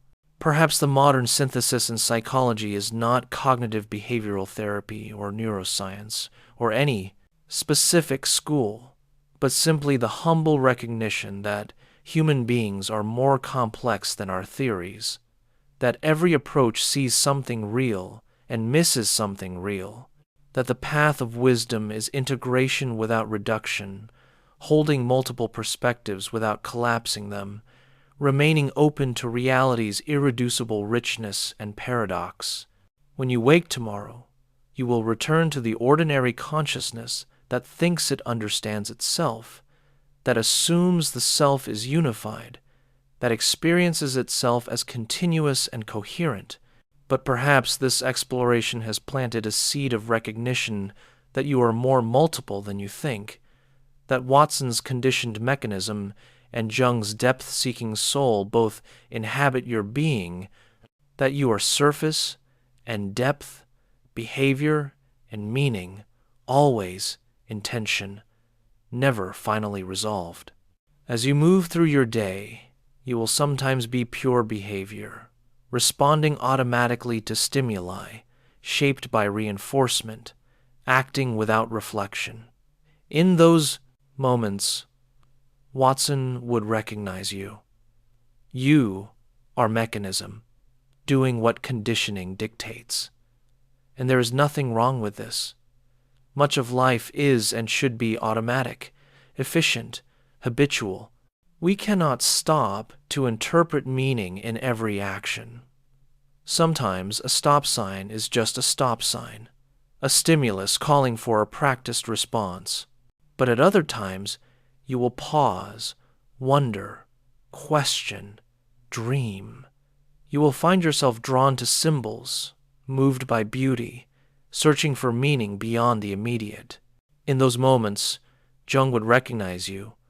You are depth, responding to inner imperatives, following the self's calling toward wholeness, and there is everything right with this. Life requires meaning, purpose, connection to something beyond the mundane. We cannot live by habit alone. Sometimes a stop sign is not just a stop sign, but a symbol of the psyche saying, "Stop and attend, something significant is happening." The art of living fully requires moving between these modes, being mechanism when mechanism serves, being depth when depth calls, recognizing which is which, knowing that both are true and neither is complete.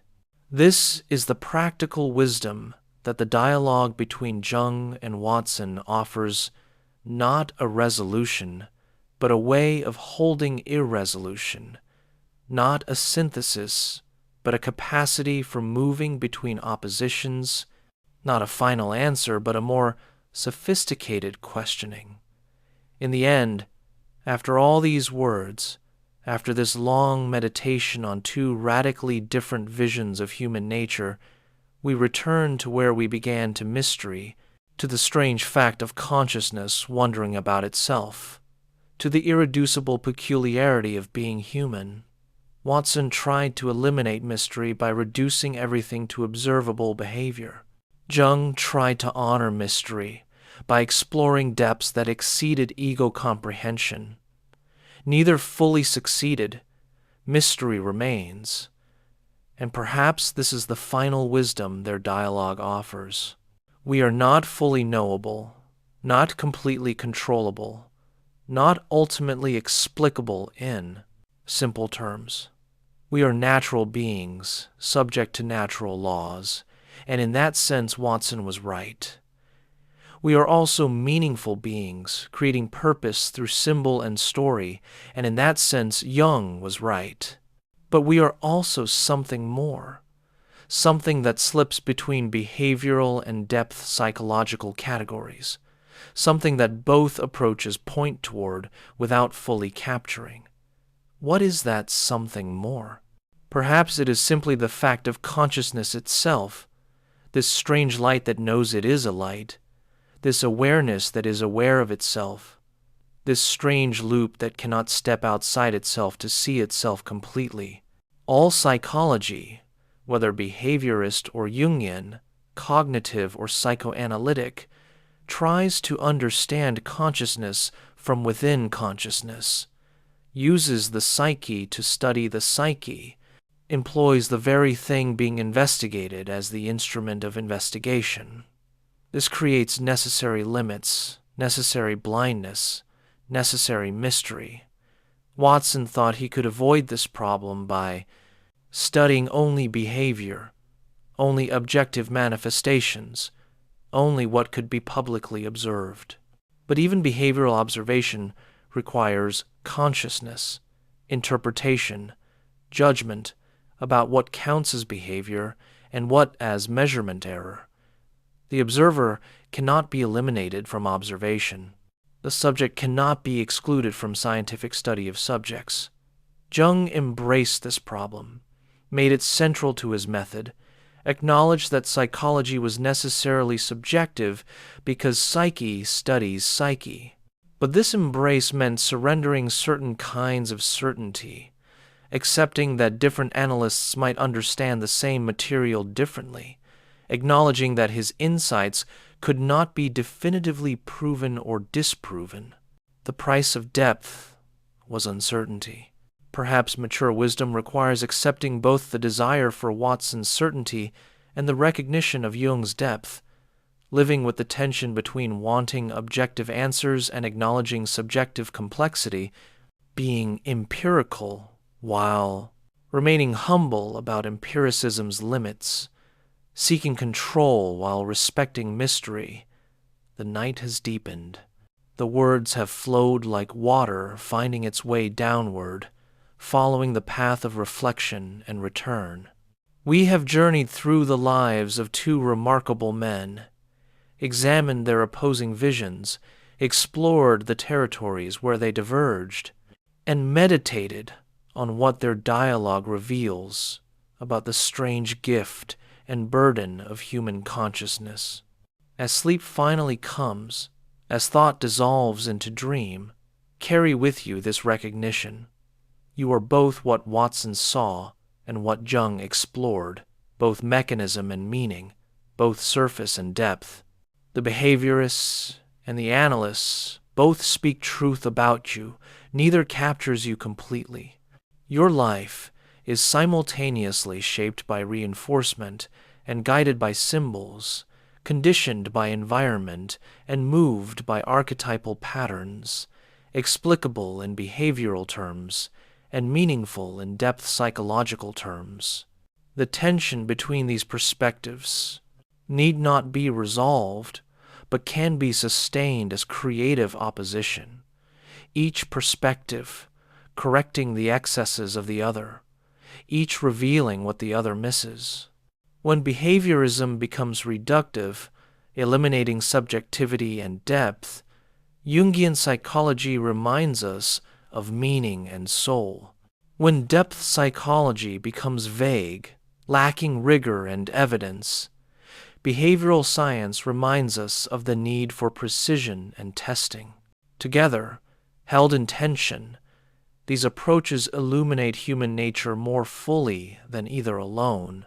We need the behaviorist's clear-eyed recognition of how conditioning shapes us, how environment influences us, how behavior can be systematically changed. We need the depth psychologist's profound respect for inner experience, for symbolic life, for the journey toward wholeness. We need tough-minded empiricism and tender-minded depth, objective observation and subjective understanding, control and meaning.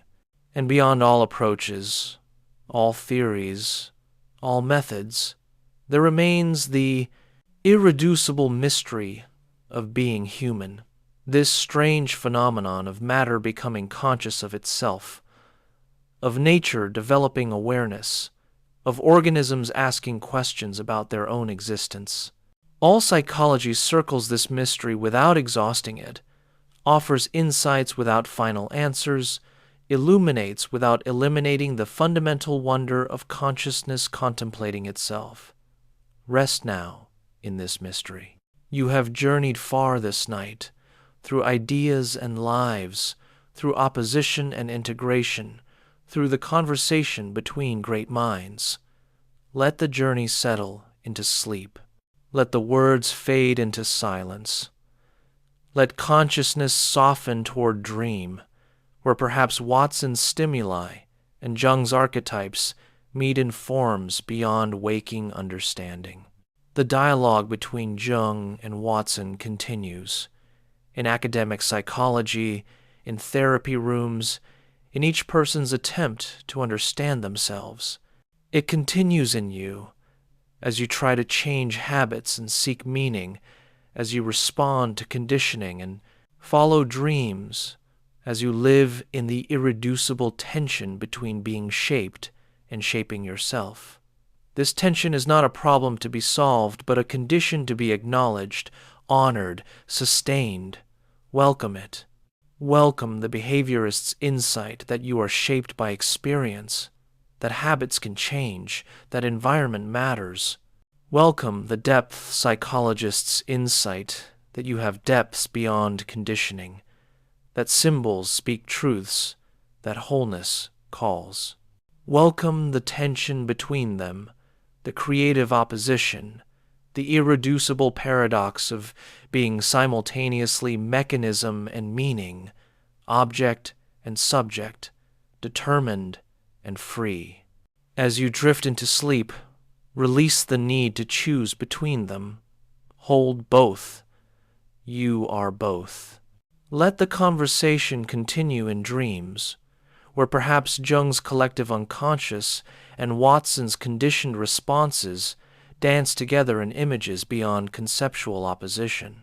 Let the night carry you into territories where analysis ceases and pure being remains, where questions dissolve and only the mystery endures.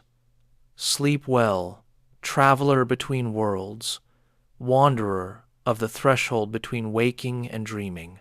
You have kept company with great minds tonight, and their dialogue continues in you, as breath and pulse, as thought and dream, as the ongoing conversation between all that you are and all that you might become. The story of Jung and Watson is finally your story, the story of consciousness trying to understand itself, of depth and surface in dialogue, of meaning emerging from the intersection of mechanism and purpose. Rest in that story now. Let it settle into sleep. And perhaps tomorrow you will wake a little more aware of the multiple perspectives you contain, a little more capable of holding the tensions that make you human, a little more at home in the paradox of being simultaneously what Watson studied and what Jung explored. Good night, wanderer. The conversation between Jung and Watson continues, but for now, let it continue in the silence of sleep, in the depth of rest, in the mystery of consciousness returning to its source. Sleep well, dream deeply, and know that in the morning, when consciousness returns, these great minds' dialogue will remain, enriched by your night's journey through their opposing visions, their irreducible insights, their continuing gift to anyone who wonders what it means to be human.